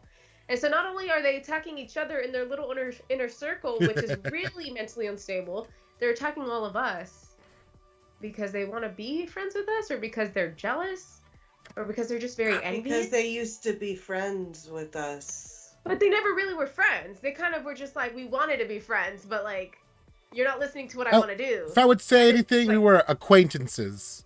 You know, we knew each other. We were like, you know, gave ourselves the professional courtesy. When does it stop? When does it stop? Because when I met the Grinch was going after another live streamer, right? So the Grinch befriended me saying, I'm trying to help you out, this and that. And which this Grinch taught me about Social Blade and about how to buy subscribers and how to buy viewers. Because that's what he does. Yeah. So, which in turn turned on the light in my head, and I'm like, how does this person know all of this? I didn't know any of this. I don't want to know any of this. All I really wanted to know is, how does YouTube pay you? And you're over here buying fake subscribers and fake viewers. Why?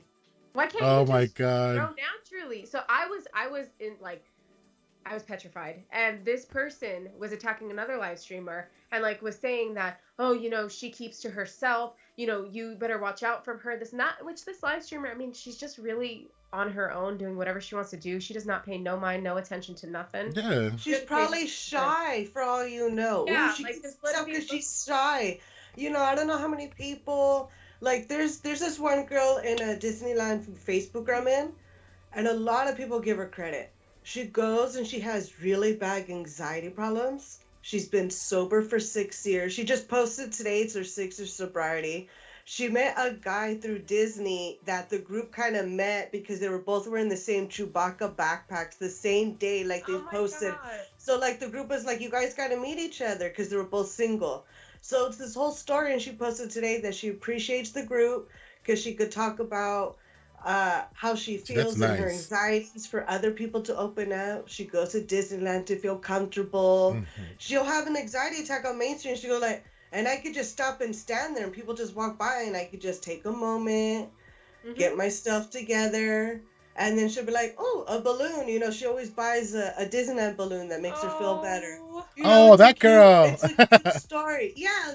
I know you're talking about.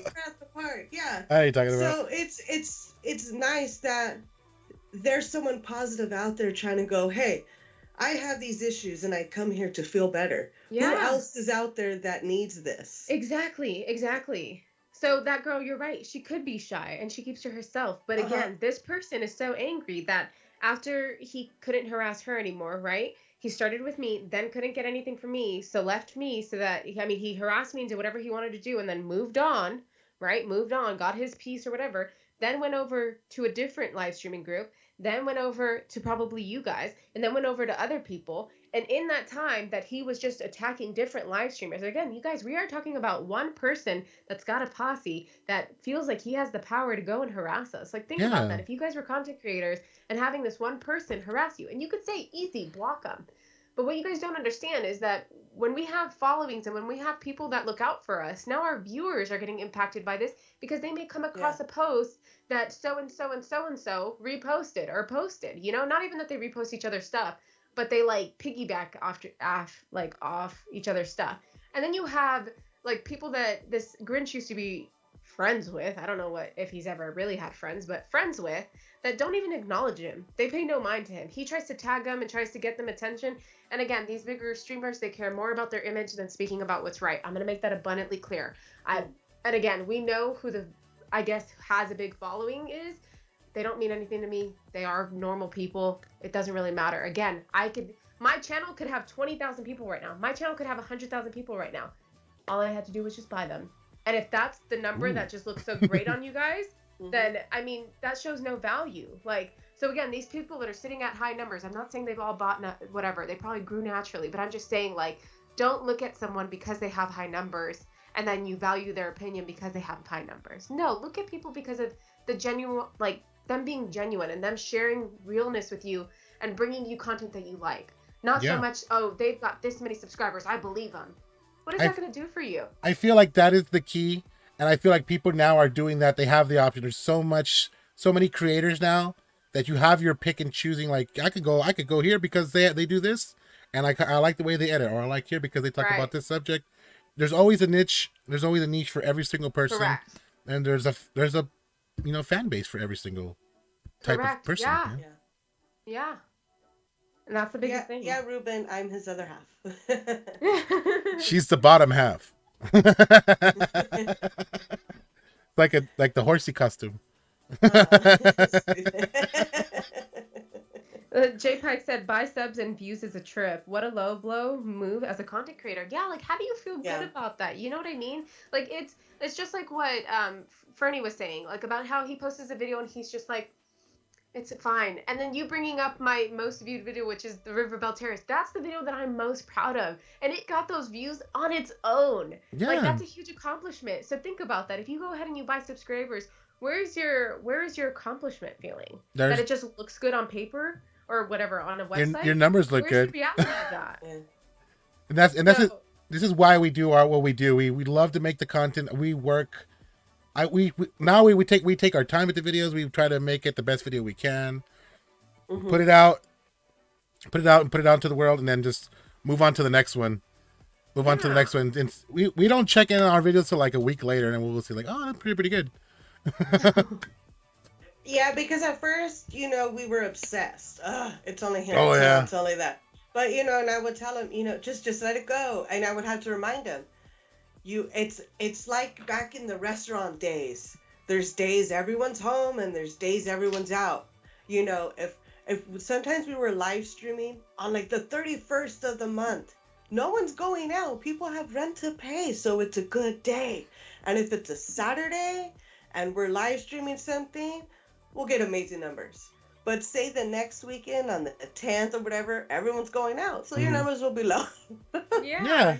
It does weigh on you, because you want to be able to like make sure that your time and effort isn't getting wasted. You know what I mean? So I also see that point of view as well, is that you want to make sure the time and effort that you're putting in, is paying off in a sense, because sometimes you could be so proud of your work, and I completely understand what you mean about that, which is why I had to let go of like editing, and I was like, I'll edit again once I feel like it, and I know I have time for it, and I know I can perfect it. Because I'd be so upset with myself when I would post a video and I didn't like how it was edited. So I was like, if I don't like it, how is someone else gonna like it? You know what I mean? And you never know, because that could be your most viewed video and you hated it. So I mean, you never know what can happen. I did see a question that was asked, and I just want to go back to it real quick. It has nothing to do with what we're really talking about. It was mainly J Pike had asked.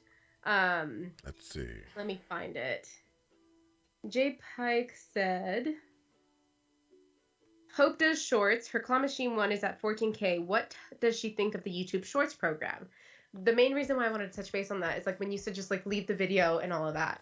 YouTube Shorts is a very weird thing. Now you can grow with YouTube Shorts and you can accomplish a lot with YouTube Shorts. The way they pay is a little different, and I haven't necessarily figured it out. That's all new too. It's amazing how like you could post 5 shorts in a row, maybe even one. If you don't pay attention to it, that video will get insane numbers. And it's kind of crazy how it works. It's like they have peak hours of when these videos just go out. It's not the same as TikTok, because it's in a sense the same, but not the same. So what I recommend is if you guys are interested in doing shorts, do them, but do them with no expectations, because you never know how many views. You have no control over how many people are going to view your stuff. And you have no control over like what you're going to gain from it. So let yourself be surprised. But my recommendation is, rather than doing TikToks, do YouTube Shorts. I just feel like you'll have better luck and success with YouTube Shorts than TikTok. That's just my little 2 cents. I feel like YouTube Shorts has been a very powerful tool in the YouTube program now. Like I feel like, and I'm very bad at posting shorts. I don't really get to it. Like this, that is one of my goals for this year, to put more YouTube Shorts, at least 2 or 3 for every park visit. Yeah, because I mean, you can make like a 10-second clip, and you never know. Like, again, I have no idea how some of the ones I have posted have gotten those views, and then there's some that are still at like 700 or less than that. But again, it's really random, and it's like you'll start to learn when you post your shorts what time you did it and what got the most views and how all of that. And again, I'm not saying that you should be focused on views, but what your main focus wants to be is how to get more exposure, because that's what you're really looking for, is get people to know what you're doing, because that's the main goal, is to get people to know, hey, that's D and Fern-E. Like, you know what I mean? Yeah. So that's the biggest thing. Oh yeah, it just kind of that helps you because the video is so short, and you gotta make sure like you catch their attention, and it constantly repeats sometimes. So that sometimes helps out, and sometimes we just hearing our voices. Sometimes people have stopped us like, "Hey, those voices sound familiar." Like, hey, that sounds like Fern-E. like it's nice. Like sometimes we wear our shirts with our logo on it, and then other times we're just like, we bum it, just sweats in a shirt. We're gonna go comfortable. I don't want to wear jeans, you know. And we've been a lot lately like that because it's been so cold. Yeah. Yes, my God. And then we'll be working in the parking lot, and someone when we're talking like, hey, I know those voices. Hey, you guys are familiar, and they're like, hey, aren't you guys KIDULT TV? Oh yeah, we are. You know. Yeah. Like it's nice to be noticed, you know. And every time someone finds us, you know, I always have stickers or buttons or something to give them, you know. So it's always nice to be recognized. yeah. I mean, again, it comes back to, you know, you being proud of the stuff that you post. Like, I'm very outspoken, and I just say what's on my mind. I sometimes have no filter. I mean, I always keep it appropriate and all that, but there's just times where, like, if I see something wrong, I speak up. And so that's the thing, is that you just have to be able to, like, be proud of what you're putting out there. Because, again, you never know who your video is going to reach. And that's the crazy. You never know. It's exciting. It is exciting. The first video we've ever had to like kind of took off. I can't even remember what it was. I think it was like I remember it's a Halloween merch video. Yes. It just worked out because we were there like the first day. Yes. I remember now. And then it was such an easy video. He, I think, edited it and put it out like the same day, like that night. And what happened was it was a first day video of the Halloween merch. And it had a great thumbnail of the Mickey pumpkin on Main Street. And it got like 2,000 views. And we were like, oh my God, like we get 50 views, we get 100 views, you know. Yeah. Like, that was a lot for us. It was nice. And we were like realizing, man, we got to be the first on these days. It really makes a difference. We need to be informative. That one still gets views. That one, I think, is like, what, 24,000 views or something. That video. Wow. That one just people keep watching because it's like old merch now from like back in the day. That's incredible. Yeah. That's incredible. And like, remember how you felt when it was at 2,000 views? Now you guys are looking at it at 24,000 views. Yeah, it's fun. Really nice. That's beautiful. Those are the things like you don't. The thing with YouTube, like people don't realize it's there's not instant gratification. It's kind of like it's way later down the line. It's more just keep making stuff, keep putting it out, and then later on you're like, hey, look, we're doing pretty damn good. And and that makes you proud. Like, okay, cool. It kind of motivates you, like, just keep going and doing what you're doing. Whatever we're doing, it's working out. And as long as you guys are having fun, that's so important. Yes, we had to take a step back because for a while, even last year, it was starting to feel like work. It was. Yeah. You know, like we got to go to work, and then we were trying to overwork ourselves doing, record content for a vlog during the morning till like so much time, and then let's live stream for the evening. And then it's like I'm dying now because the live stream I gotta keep going and going and going, and now I'm like, we should have done this in the morning because now I just want to sit here. Yeah. You know? Yeah, and that's the unfortunate part. And it's I think because people make it such a competition, is that when it starts to feel like work, because you feel like you have to, like, again, and I get it. It's like, it's a great thing to be like, you should be the first to be informative and all of that.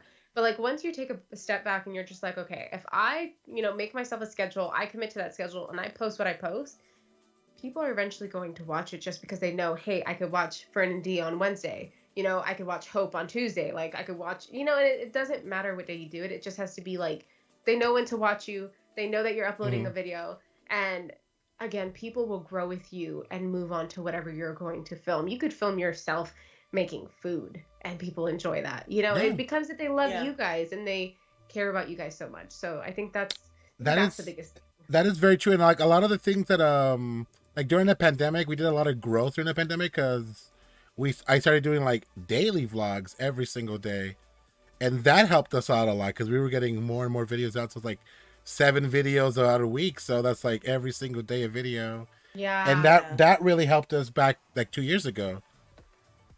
So And people were like more in that time. People were more interested, like, hey, we can see where Fern-E goes, where Fern-E works, what his desk look like, what he does when he gets home. Nothing. And, stuff like that. People are interested. I've been wanting to do more vlogs like that for like kind of like behind the scenes scene stuff for the join members, but it is really hard doing that. Plus having still edit the videos during the week. I'm trying to find a good balance. Yeah. It's hard to find the balance right now. It takes time, so never be hard on yourself because eventually it'll all work out. Yeah, right now we're still changing up some stuff and finding our balance and figuring out ways to make the videos much faster, because we are making the videos much faster now, but it's still time consuming.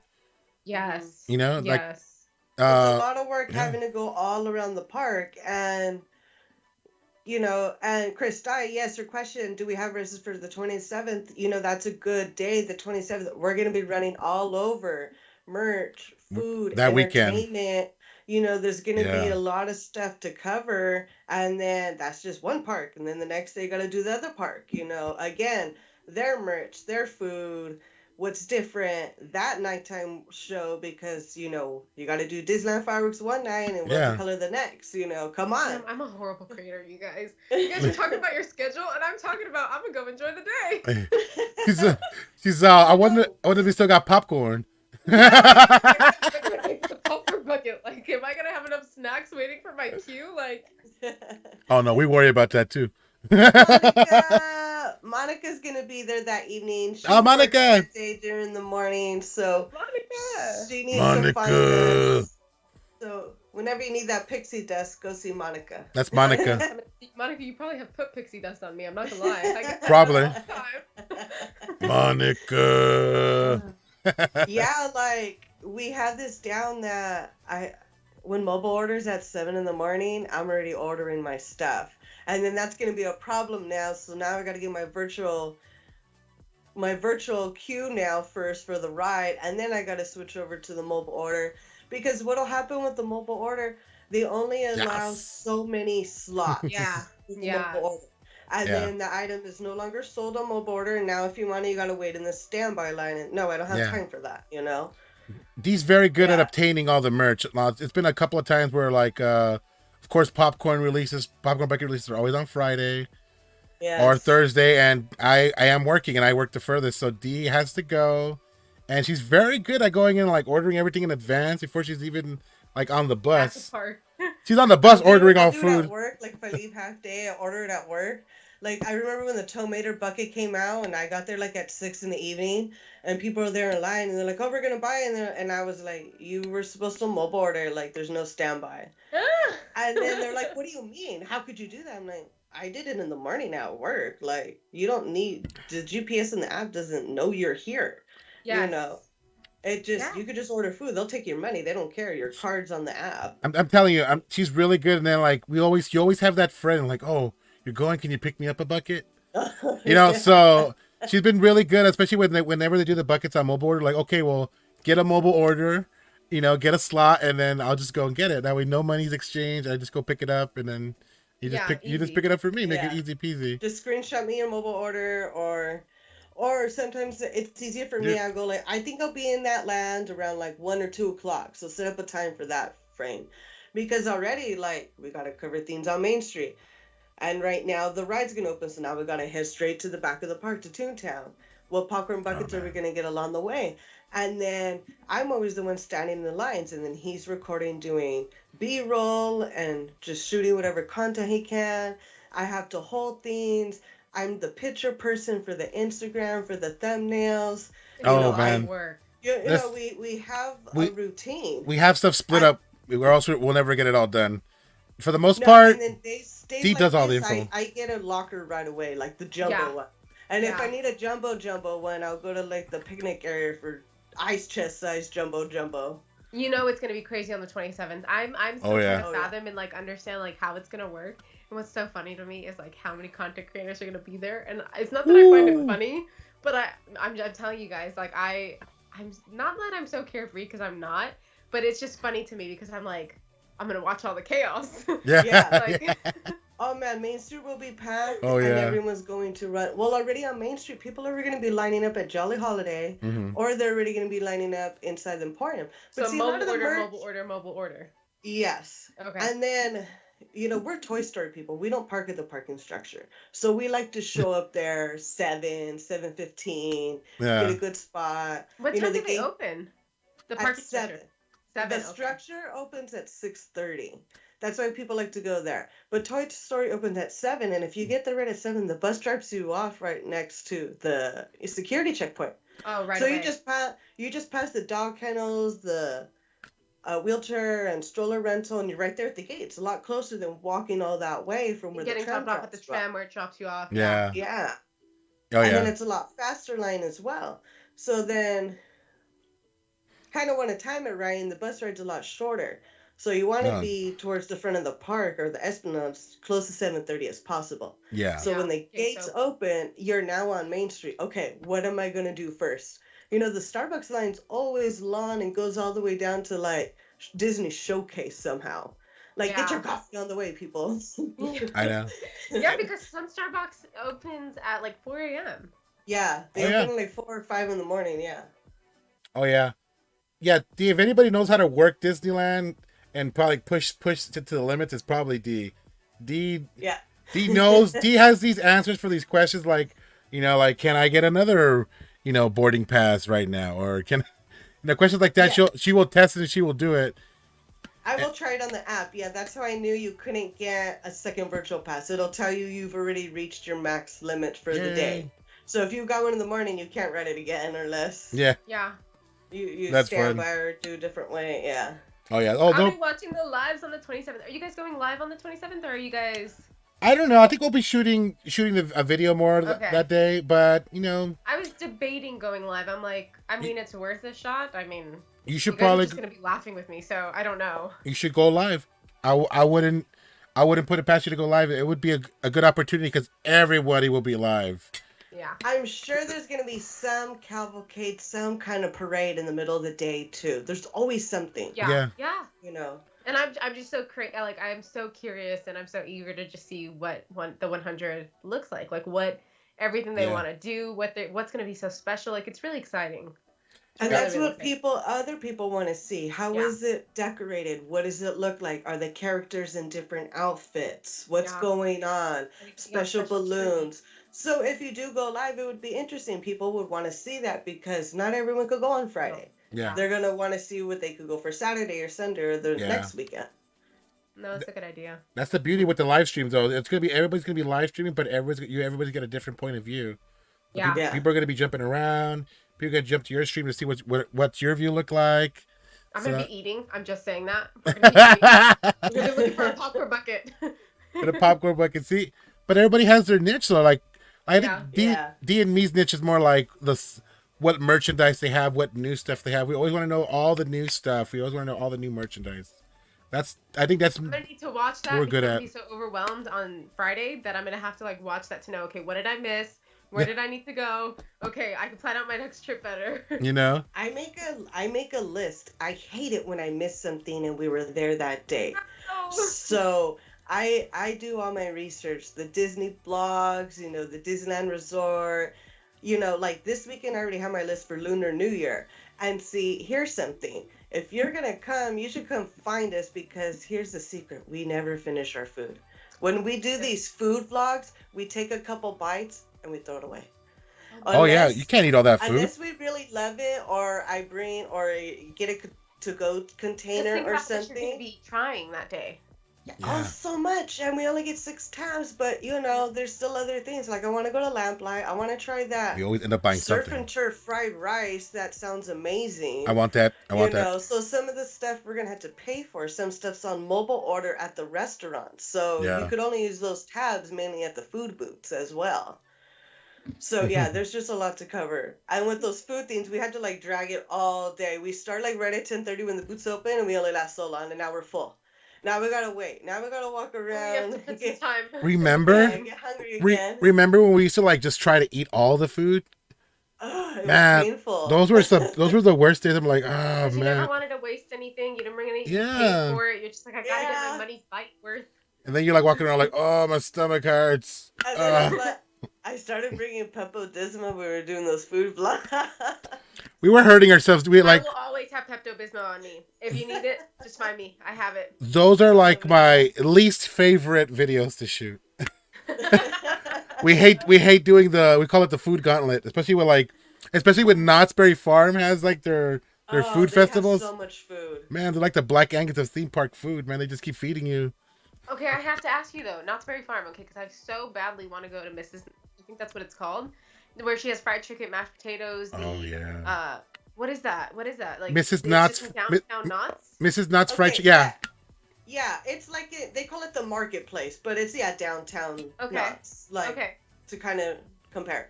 It's a restaurant. You don't need a theme park ticket or anything to get in there. Okay. But sometimes, if you're gonna go during the week, you could go, no problem. But if you're ever gonna go on a Friday night or a Saturday or Sunday, a lot of people like to go there for dinner and with family. So you might want to make a reservation. I think they're also on the, what is it that I use? Open Table reservation app. I recommend the chicken. It's bomb. They're on there too. Because it looks so good. They have other stuff. They have other foods. Don't let them fool you. The whole thing is about the chicken. The chicken is bomb there. And they give you a lot of chicken. And make sure you get the chicken soup for your appetizer. Don't get that rhubarb soup. No. Get the everything chicken there. Gross. You know, it's rhubarb soup. It's not. It's just rhubarb. It's like it's like rhubarb fruit. You know, and it's very like a fruit. Tarty. I don't know what it is, but it sounds like a dessert. Cherry. I think it is. I think it's supposed to be. It's cherry rhubarb. Okay. I ordered it one time just to see what it was, and I'm like, okay, now I know what it is.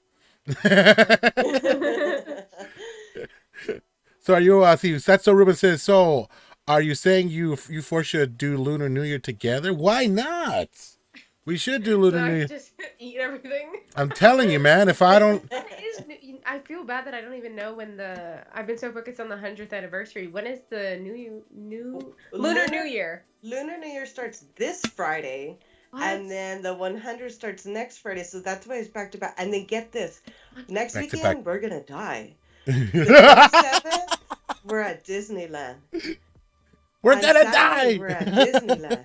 On Sunday, we're at Super Nintendo Land for a 10 in the morning pass member preview that we had to be there at 8:30 in the morning to check in. God, 2 hours before. And then power bands. The next day on Monday, I have to be at work at 7.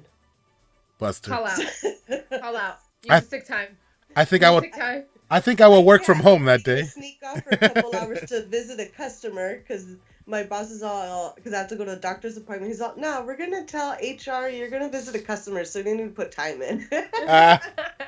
Okay. That's how we do it. Thanks, boss. Says I'm going to pray for you. Oh, man. Yeah, pray for us. I'm going to need a lot of coffee that day. A lot of coffee? You know what I love? The double espresso shots from Disneyland. I always wanted to go to City Hall. I don't want to complain. I need to give them advice.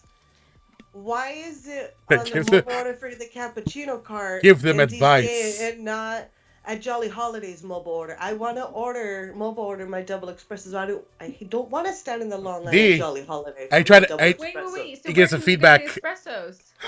I can mobile order from the cappuccino cart at California Adventure in the middle, across from Little Mermaid. Thank you, Jeff Black. Appreciate you. No, easy. Mobile order, walk right up. Why can't I do that Jolly Holiday? Why do I have to stand in the long line? Yes. Suggestion box. That is like, we're big coffee drinkers, so getting the double espresso shots help us out because it's a little cup and we don't have to walk around with a coffee all day because it's hard, like camera, coffee, that's it. I can't do nothing now. So, I don't drink coffee. You don't drink coffee? Like just life. Are you a tea person? No, I'm a water. Hot chocolate? Oh. Hot chocolate, yes. See, nobody says no to hot chocolate, damn it. Hot chocolate, yes. I mean, I'll drink tea here and there, but it's not my go-to. Okay. I like waters. I like, like bubblies, like sparkling waters. Not like sparkling water like Perrier or whatever, but like the Spindrifts. Yeah. The flavors. Yeah. Carbonated water. Yeah, carbonated. They're instead of soda, you drink those. Those are so good. But also, I could do a Diet Coke, or I could do a Sprite. Okay, see. Okay, I love Diet Coke too. Good night, Jeff. Have a good night. Thank you for joining. Good night. Jeff's going to bed. Starman, hey, Bonafide, that's a fine comb. You got shut up, Starman. He's having repeat stuff from Blood In, Blood Out. I see him. Good night. Yeah, good night. He's dying. There you go. That's so Ruben. Thank you guys. Hey, thank you very much for coming to the stream. Really appreciate you guys. A lot of fun. A lot of good conversation tonight. Yes, it was fun. We get to meet another creator. She looks like she's having fun. I'm having a great time. It's I usually just talk to myself, so. It's good to have someone else in the room with me. Yes. Yeah. I feel less crazy. I'm telling you, that would be a good idea. Do you envision plan to be at the parks this weekend for Lunar New Year or anything? So my birthday's on Sunday, and we were thinking of going to the park on my birthday, which is Sunday. But oh, okay. I didn't even know Lunar New Year started on Friday. Well, that's I perfect. mean, if I can do it, I would totally go. But I don't know what we have planned on Friday. Yeah, no well, worries. we're going Saturday actually. Saturday. Yeah, we're going. Yeah, we're going Saturday. Okay. We usually go every Saturday. The only time we'll take off work for Friday is when they do something big, like the 100. So next Friday, we'll be there. We're taking off time. Okay. Mm-hmm. Yeah. But then on Saturday, what time do you guys aim to be there? Well, it's 10:30. My booth starts. Well, the food starts at 10:30, yeah, but we'll still probably get there around 8:30 because we like to do a walk, do our B-roll. Yeah. With all the nice, pretty shots where there's no crowds. Because they're at 10:30 now, everyone's standing in front of the booth, so now you can't really get a nice B-roll. Yeah. It's better to go to the booths early because they always run out of food. Yes. Yeah. Or forks or spoons, one of those things. Last year it was crazy. It was crazy. What was it? We kept running out of the fried rice last year. Yeah.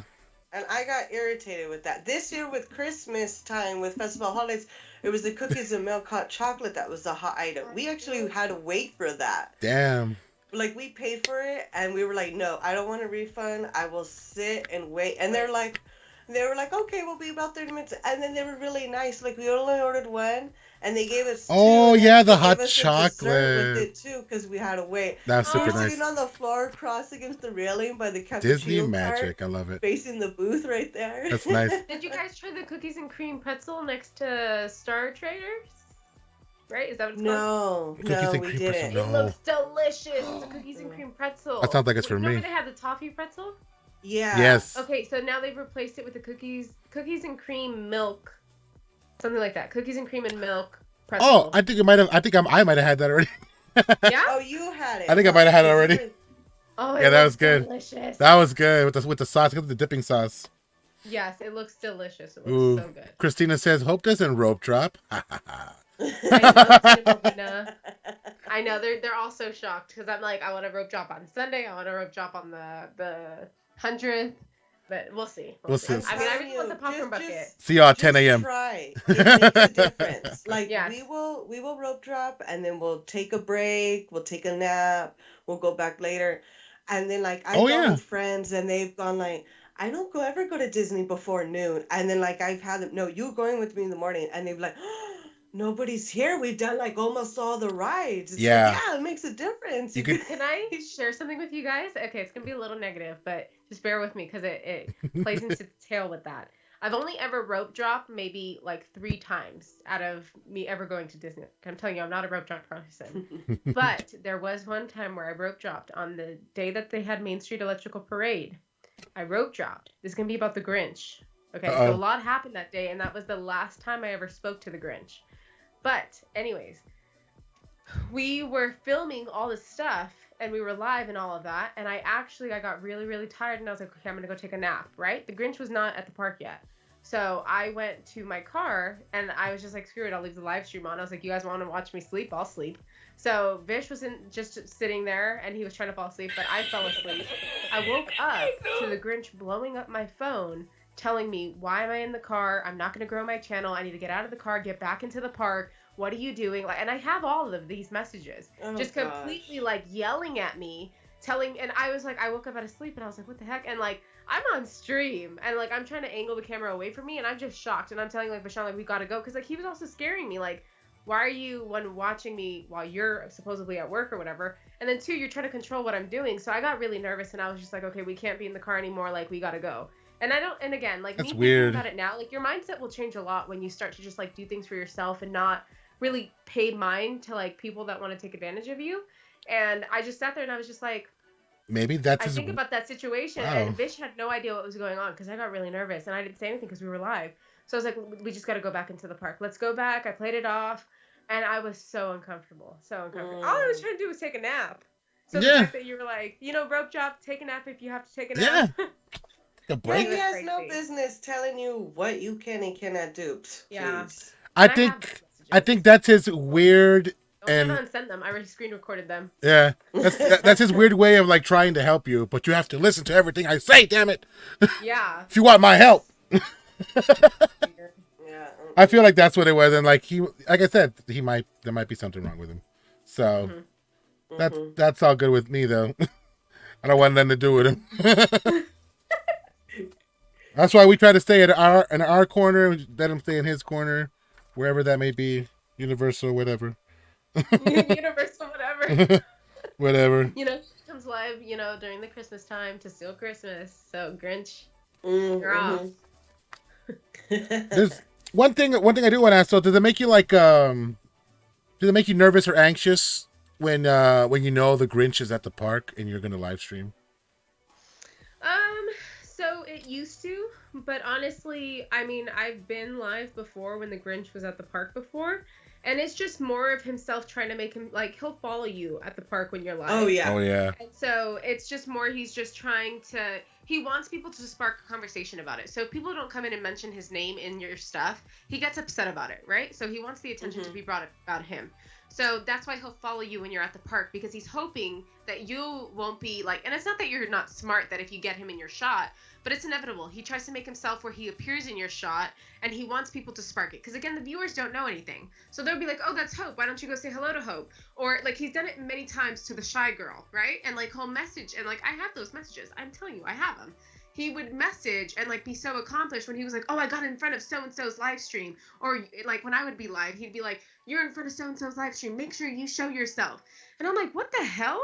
And so that's what he'll do when you're that's why he does that. He tries to follow so it sparks a conversation about him, about, oh, why aren't you saying hi? Oh, there's drama there. You're going to have to talk about me.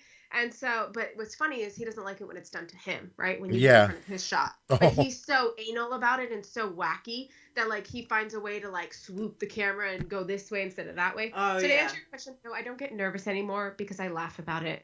And honestly, the only time I ever got nervous about it is when I really didn't know his intentions. Yeah. And now it's mainly to the point where I've got it all down. I understand everything. And mainly that it's like, you're a 911 call away, bro. So be careful. Yeah, like, he wouldn't.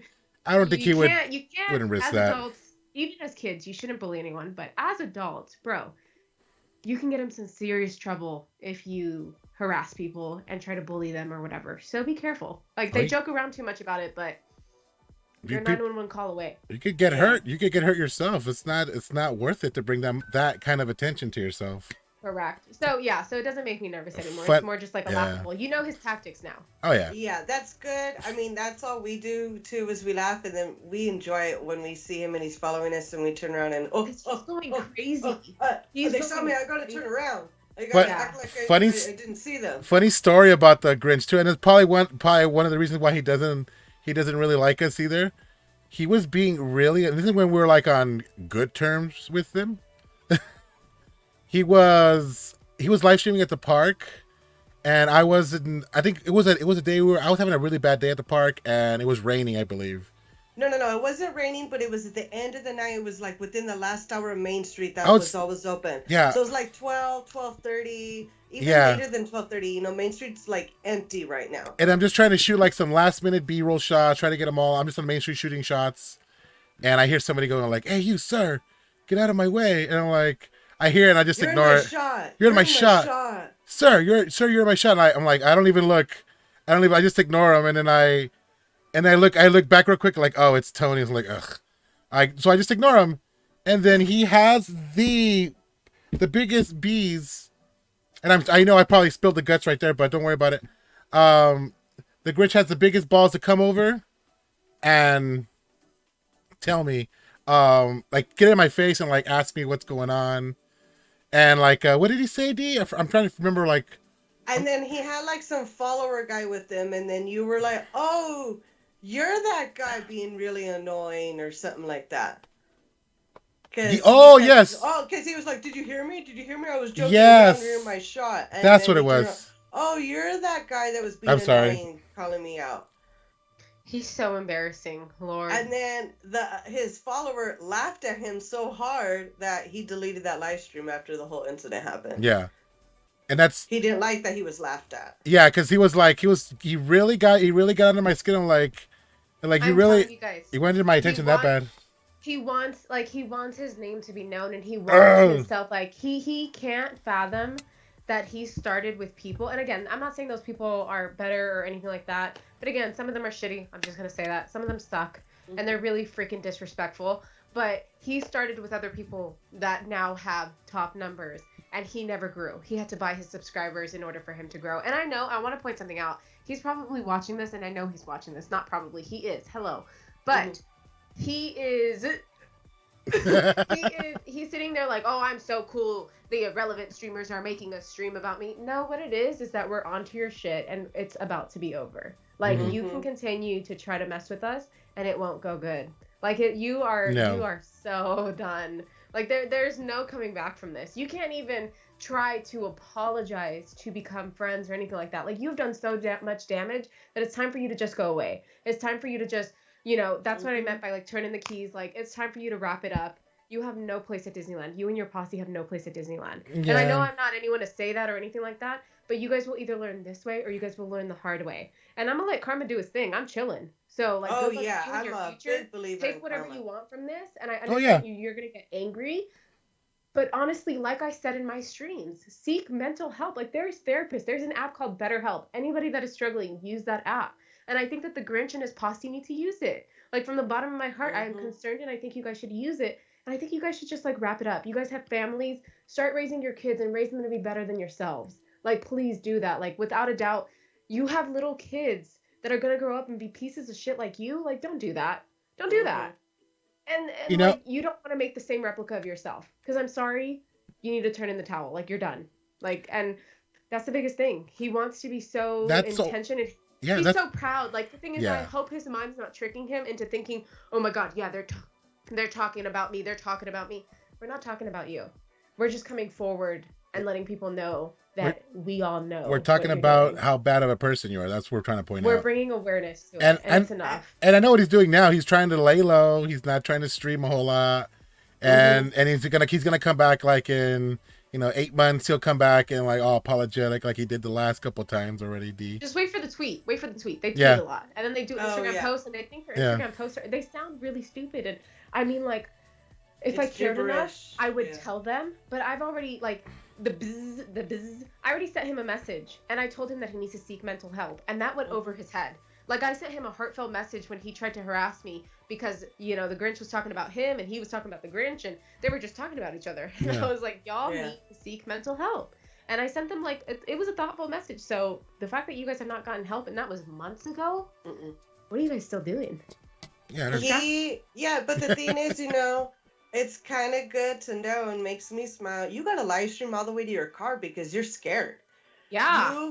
You annoyed and harassed so many people out there that you're afraid for yourself safety. That is sad that you have to BS, that you have to do that. To your car to do a live stream to make sure you don't get jumped. You never know. When that live stream's over, they're 50 feet away, and when you turn it off and get in your car, a car could easily pull up to you, and say, hey, I'm tired of your shit. I'm tired of you harassing, Yeah, like, it's just this person. Hello, Park Thrills! I'm here for the tea. Sorry. Oh, no worries. Ed is such a sweetheart. I see some people, somebody call him Ed. I'm like, who's Ed? I'm like, I see Park. What it do? Park Thrills. Yeah. I just think it's sad that once again, one bad apple ruins the whole bunch. Yeah. It's just talking about TikTok. Like, TikTok, it's just a fun place. It's I call it the Grinch's twin. I think Tell me why they look alike. They do. Oh. He's just a chubbier version of him, like Yes. Oh with my glasses. God. Yes. I'll show you. Yes. I'll show you a And, picture like, later. One's You less, know. one's less cheekier. One's less like, oh, he's not on something. Yeah. But both their breasts stink though. Oh my God. Both of them. I just dropped my iPad. Oh my God, you know about that? Onions, yo. Onions, bro. That's like some rotten cavities in there. Oh Nah. my God. I Ugh. kept that to myself because I'm like, I don't think anyone's ever been that close. Like, and again, like we wear masks. So Nah.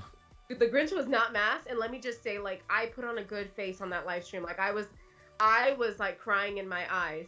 Like, Man, the I was just like, I couldn't wait to the moment where I was just like, okay, like let's maybe if he eats some food, like it'll go away. And I felt really bad, like I was concerned, and I don't judge anyone, but oh my God, I was just like, after that, I'm like, he's a horrible human, and he has bad breath. Mhm. How? Bad people, bad breath, y'all. How he has those stones that get stuck in the Halitosis. back by your throat. Those Breath bad that- breath stones. I feel so bad. I've never said that before. I've never said that before. You guys. Oh man. Hey, some The people. Grinch likes onions. You like- You guys have never said that before. And he's got halitosis. He's got halitosis, yo. You But got Apple Care for your everything- iPad? to get it checked, like, I feel so bad. I don't. That fool stinks. We say that all the time. Me and D say that all the time, but we say it like in an affectionate way. Bye, babe. You smell. You Like, smell. it's a concerning place, but I was just like, how, like, you're meeting strangers and you're going with your breath that hot? Like, come on. Yeah. That's why. Guys, my battery just died. Hold on. Hold on. Oh, Oh, she's frozen. It died. she frozen. Let me see. Let me put her on blast. Hold on. I'll say you frozen. Let me see. I have it. Hold on. Where is it? Come on, Elsa. You're taking too long. I can't find it. You Nah. haven't used it in years. It's I gone. know it's gone. It's not here. I have ice cream time.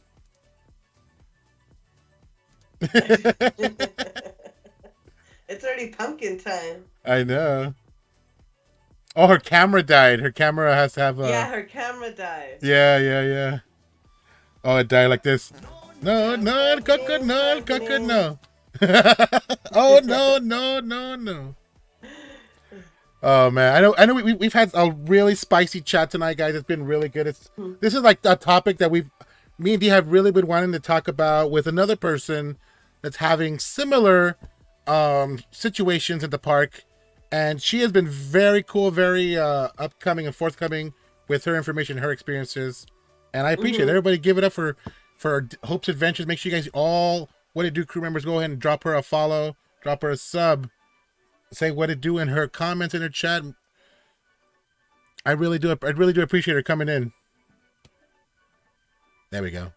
We're setting. Yes, it's always very good to be, gaining a community with other creators out there and to share information and awareness out there. That's what we're doing today. I know. We got some new people. Get back. Yeah. Sorry. No worries. Can you guys hear me? Yeah, we can hear you. You're good. Okay, I'm like, did I have to fix it? No, you're good. I do appreciate everyone coming in, all the new chatties. We got That's So Ruben, Aaron Wright, Theme Park Thrills, SoCal Imagine Channel. What it do? You guys are That's all So much Ruben. appreciated. That's So Ruben. I like that name. Park That's Thrills. Yay, Hope. Thank you so much. I'm back, Jack. There he is. Hello.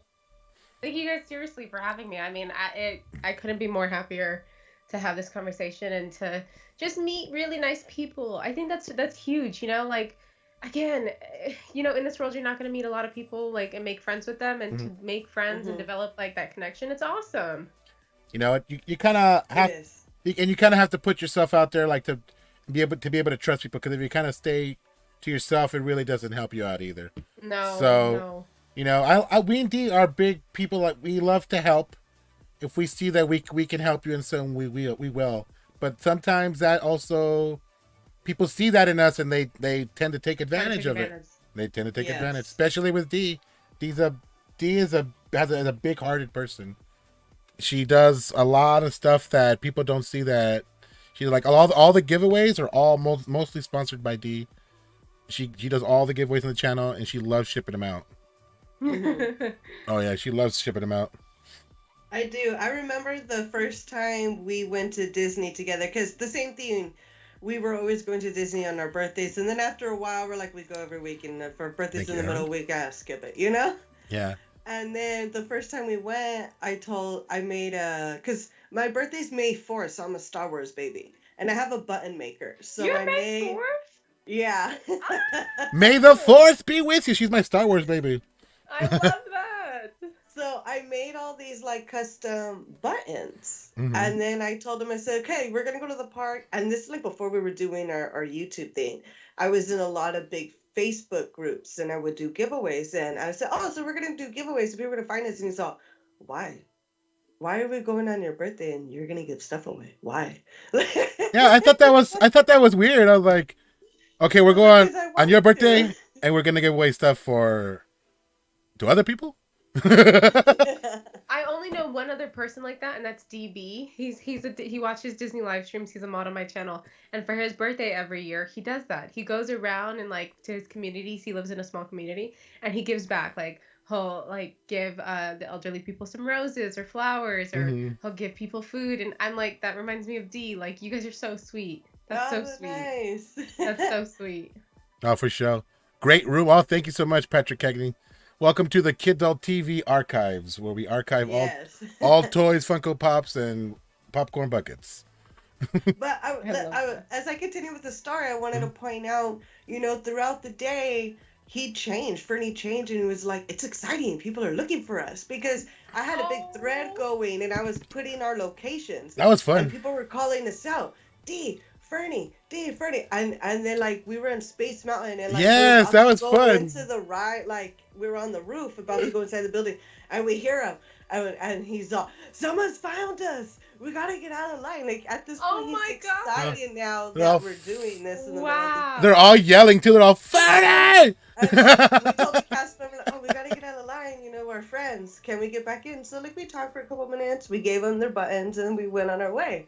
And then now it's just gotten to more to, like, stickers. I make stickers now. I make T-shirts, We give away Funkos, any little thing. Sometimes I just need the content at the park. So, like, the 100 tumbler I have, that's going to go in the next giveaway as well, That's super sweet. We don't need all of this. So we just kind of give it away.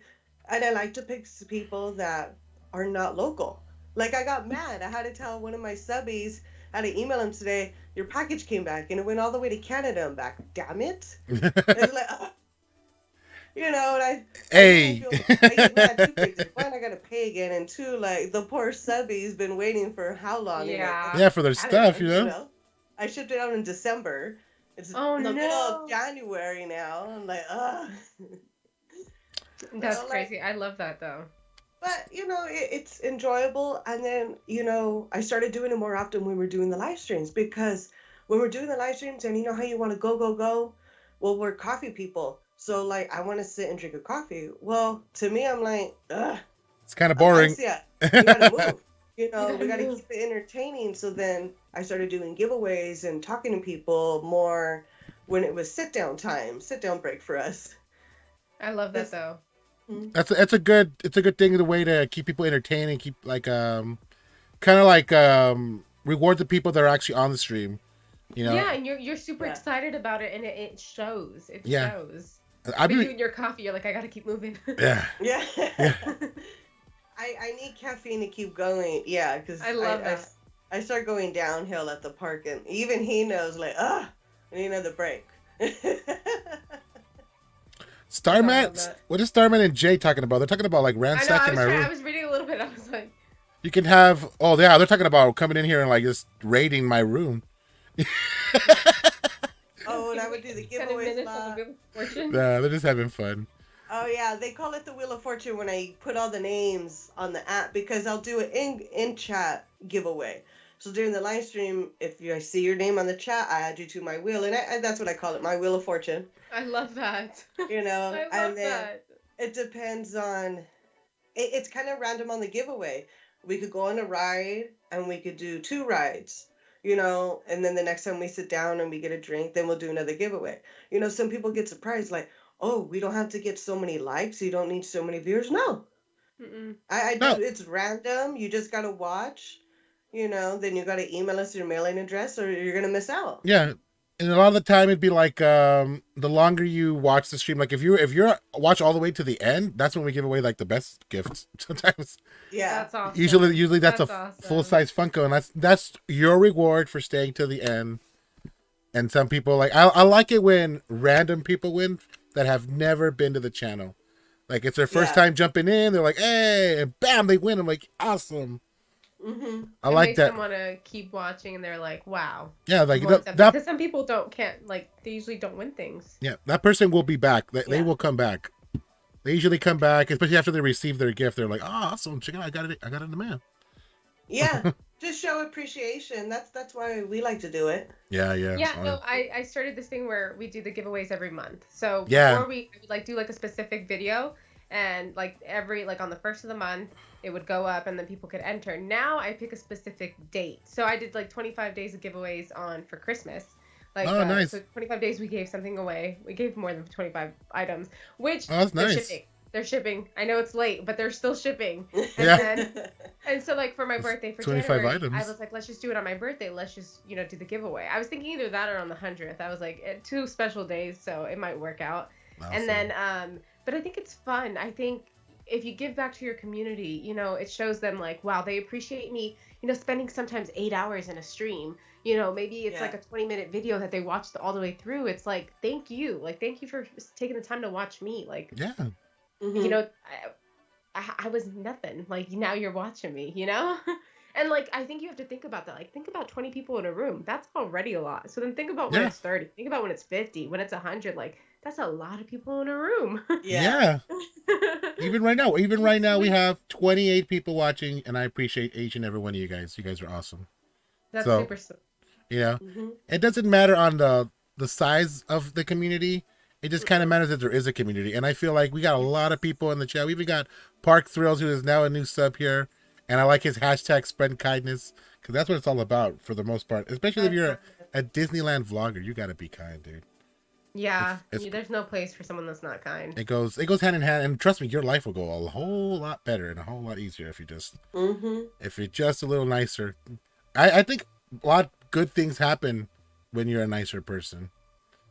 Good things will just happen to you. It's called karma, and karma just knows. Yeah, it just knows he's been good. Let's bless him. Let's bless him. He's been doing good, so it's that's how I feel like people should be much kinder. And it's really I know a lot of these things have been happening for years and years on YouTube, but me and D are just kind of more noticing more and more now that it's getting worse and worse, and we kind of want to change that. And we kind of want to make it a happier place. I was going to ask you guys, how has it been? I know I have my fair share experience of, meeting other content creators, but how has it been for you guys meeting other people? And, how it's been, when you try to approach them or, just even say hello or maybe even build a friendship with them. How has that been for you guys? Has it been good? Has it been difficult? Let's say, for the bigger streamers, the bigger, maybe, creators. For me, the whole reason I wanted to do what we're doing now, a big inspiration for me was Justin Scarred. I watched a lot of his videos at the beginning before I even had a camera to even shoot with. So we've met him a couple of times, and he's actually, and I'm very shy. D is more outgoing. So I'm always the one that needs to talk to people, and he's always there all shy, and I gotta get him going. Hi. It's the opposite. The beginning of your videos, Fern-E's all hey, what it do? Blah, blah, blah, blah, blah, blah. Say bye, D, and I go, bye. And then in the real life, it's the opposite. He's just It is. Uh-huh. I gotta start talking to them. Yeah. And now it's gotten to a point where we've met Justin so many times. He remembers us. He gives us hugs. Fern-E was all happy. He knew my name. He gave me a hug. A celebrity in your eyes is now seen as an acquaintance. Someone that you look up to, yeah. I nearly died the first time I showed up in one of his videos. I was like, oh! That's me! That's me! I'm in a Justin Scarred video. It was the opening day of Galaxy's Edge is when you were in that video. Oh, how that was so... Yeah, and he was all delirious and crazy because he was tired. Oh, we even rode the ride with him at the end of the Yeah. night. We were all there from early in the morning, and we all got stuck taking like a late group and a late ride. Till As 10 we were getting p.m. off the ride, and he was getting off the ride, and you know, I even joked around saying, "Are y'all jacked up on Mountain Dew?" Because that's how he was acting, like all He loves Mountain Dew. deliriously tired, excited from just getting off the ride. But you're all like tired. I've been here for almost 20 hours, you know. Yeah. I'm ready to go home. Yes. You know, and there's other content creators, like we've said hi to some of the bigger content creators, you know. And same thing, I'm super shy. Like I'm really like I don't want to bother them, so we'll say hi, and they're super nice for the most part, you know.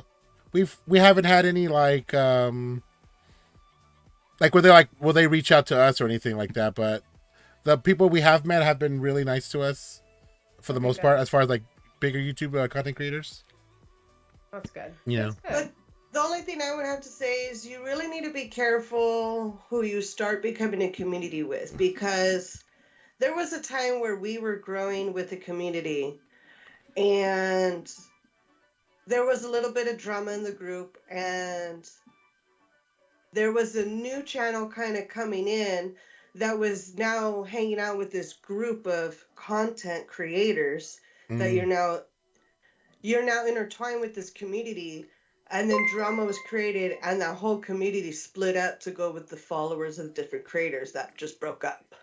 Awesome. Thank you for the subscription, Blazing And Games. then getting taken advantage of, giving out too much information to start your channel. It's like things you realize, no one helped us, so why did I help them? You know? So that's, you know, you gotta kind of be careful out there. That kind of goes back to us again, like trying to help people because we see we can help them, and people being too nice. and people taking advantage until we notice like, hey, these fools are like trying to like steal some of our like original content. Like this is not cool. It's so crazy to me because I have the mentality of like, why is it so secretive? You know what I mean? Like, why is it a big deal? Like, I was so fascinated with how people could live stream pirates. That was such a big thing to me. Like, I was just like, I see small content creators filming there. I see big content creators. I see, you know, medium-sized content creators. Everybody's able to stream pirates. How the hell are you guys streaming pirates? And that's before I knew what Disneyland was powered by. And if I just looked at the app says powered by AT&T. You know, and it unfortunately was with the Grinch. I was like, how in the hell are you streaming pirates? Oh, I can't tell you, I'm on stream. I'll tell you later. And I was like, okay. And he was like, listen, I wouldn't tell anybody this. It was like gold, okay? And he was like, it's an AT&T hotspot. I'm like, that's not. oh, yeah, it's not that. Why the hell is it so secretive? And why is it so secretive of like, I don't know. And like literally the only reason I'm not able to share, like, and eventually I will, but it has to be on my term where I share what actually happened. And I hate that I keep going back to it, but it's just because it's on my mind. But it's like, why is everything so like secretive in the Disneyland community? Like, why can't people just be freaking genuine and just real with each other? That like, hey, like if you grow, that's freaking awesome. Like, hopefully I grow. Like, why is it that, oh no, this person's growing, so I'll never grow? Like, why have that mentality? Like, yeah, you guys just like, I don't know. And then like for people to try to take advantage when you just try to help them, like, again, you have to be kind for yourself, and like you have to kill them with kindness as well. Like, you have to just not forget who you are and just keep doing what you're doing, because eventually, no matter what comes your way, if you're meant to grow, you will grow. Yeah. And if you're meant not to grow, then just find the accepting in that and just move on. Don't hate on everyone else because they did what you couldn't do. Like, there's no reason to, I don't know. And I don't like the secretive. Like, it bothers, like, it irks me. I'm just like, why is everything so secretive? Yeah, like, and I YouTube will remember pay all of us. You know? Yeah. We just need exposure. I guess I remember when the boarding groups were starting to come out for Rise of the Resistance. I was giving out that information. Melissa Vargas, welcome in. Yeah, AT&T sponsors the park. They have the great towers. Do not go to Galaxy's Edge to try and get the boarding pass. Stay in the hub. You need to be in a wide open area. You know, people were more informative and sharing information on Facebook. It's so nice there. And then you go to, it's old timey, Stone Age, but then you go to YouTube and it's like, shh. Yeah, don't tell anyone. Don't tell anyone. I can't tell anyone, but I got a boarding group. I think it's. I got number one, but I'm not saying. I think it's so secretive because people don't want to share what works for them. And that's kind of ridiculous because sharing exactly what works for you, that's perfect. Or if it's something new you learned, bam, it works for you. But if you that way, I feel if you share most of what everybody does, if it doesn't work, you guys all make the mistake, you know, and then you all make a mistake collectively instead of making the mistakes individually, and then it takes you even harder to learn from that mistake. You know, like I feel like it'd be much easier, like, and then you're like, now we both know that this doesn't work, you know, or this does work, you know, and we both know, we both grow together. It's the unfortunate part that, unfortunately, and in the sad freaking world, is that people are going to want to see you fail. And they will applaud your failure, but never applaud your success. You know? And I am not that mentality. I do not give a damn about anyone else's success. I want you to succeed, because if you succeed, then you become happier yourself, you know? You know, you start looking at things differently. You start feeling differently about things. Like, you can't always want people to fail. You should never want anyone to fail. Like, think about how it feels when you fail. You know what it feels like to fail. So why would you project someone else on that? Especially if they deal with things too. Like, everybody's going through a battle no one knows nothing about. I will forever love that quote. Everybody's going through a battle that nobody knows nothing about. And I think, like, it's just like what Park Thrills, spread kindness. Like, you have to be kind to one another.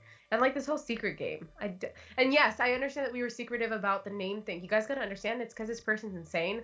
And, like, we don't want to give him that leverage. So just understand that that's the only reason we were secretive about that. But that's secretive of harassment. We're not being secretive of, like, a hotspot or, like, what works at Disneyland. You know, what if we were secretive about the new merch that came out? Do you understand, like, how weird that would be? Like, we can't tell anybody about the new food. I mean, I probably would do that if I want the treat. But, like, don't go and sell out my treat. You know? But again, I'm like, my treat. Who the hell am I? Like, no. You know, like, it's nothing like, I discovered this, you know? Like, no, it's not a big deal. Like, in fact, the more people that actually do that same video, you're going to be the first video, but the more people that do it, it's even better. It actually helps out your searchability. Everything that you do together is a lot better for the whole collective in the long run. I think that's the bigger channels and the better channels that do the best are probably the ones that actually share information, share details and stuff like that, and like are usually there at the same time and actually do have fun when they go, instead of making it like so much like work. Yeah, and then just like what you said when you first started, you said, like, you know, you go to Disneyland to, you know, escape sometimes reality and, like, to be happy there. Like, it needs to stay that way. It needs to be kept that way. You need to be able to go to Disneyland and just decompress and, you know, like, have fun getting your B-roll. Have fun doing your crazy accomplishments and making sure you got everything on your list. Like, that's the important part. Like, it kind of breaks my heart a little bit that, you know, sometimes you guys feel like not going to the parks, you know? Yeah, sometimes it becomes too much like work, and that's what me and Dia are learning a lot this year, is finding that perfect balance of keeping it fun, keeping entertaining, but also still like kind of stepping our game up and kind of picking we're kind of trying to pick what we do best, and we're sticking to that. I agree with that. I think that's a great mentality to have.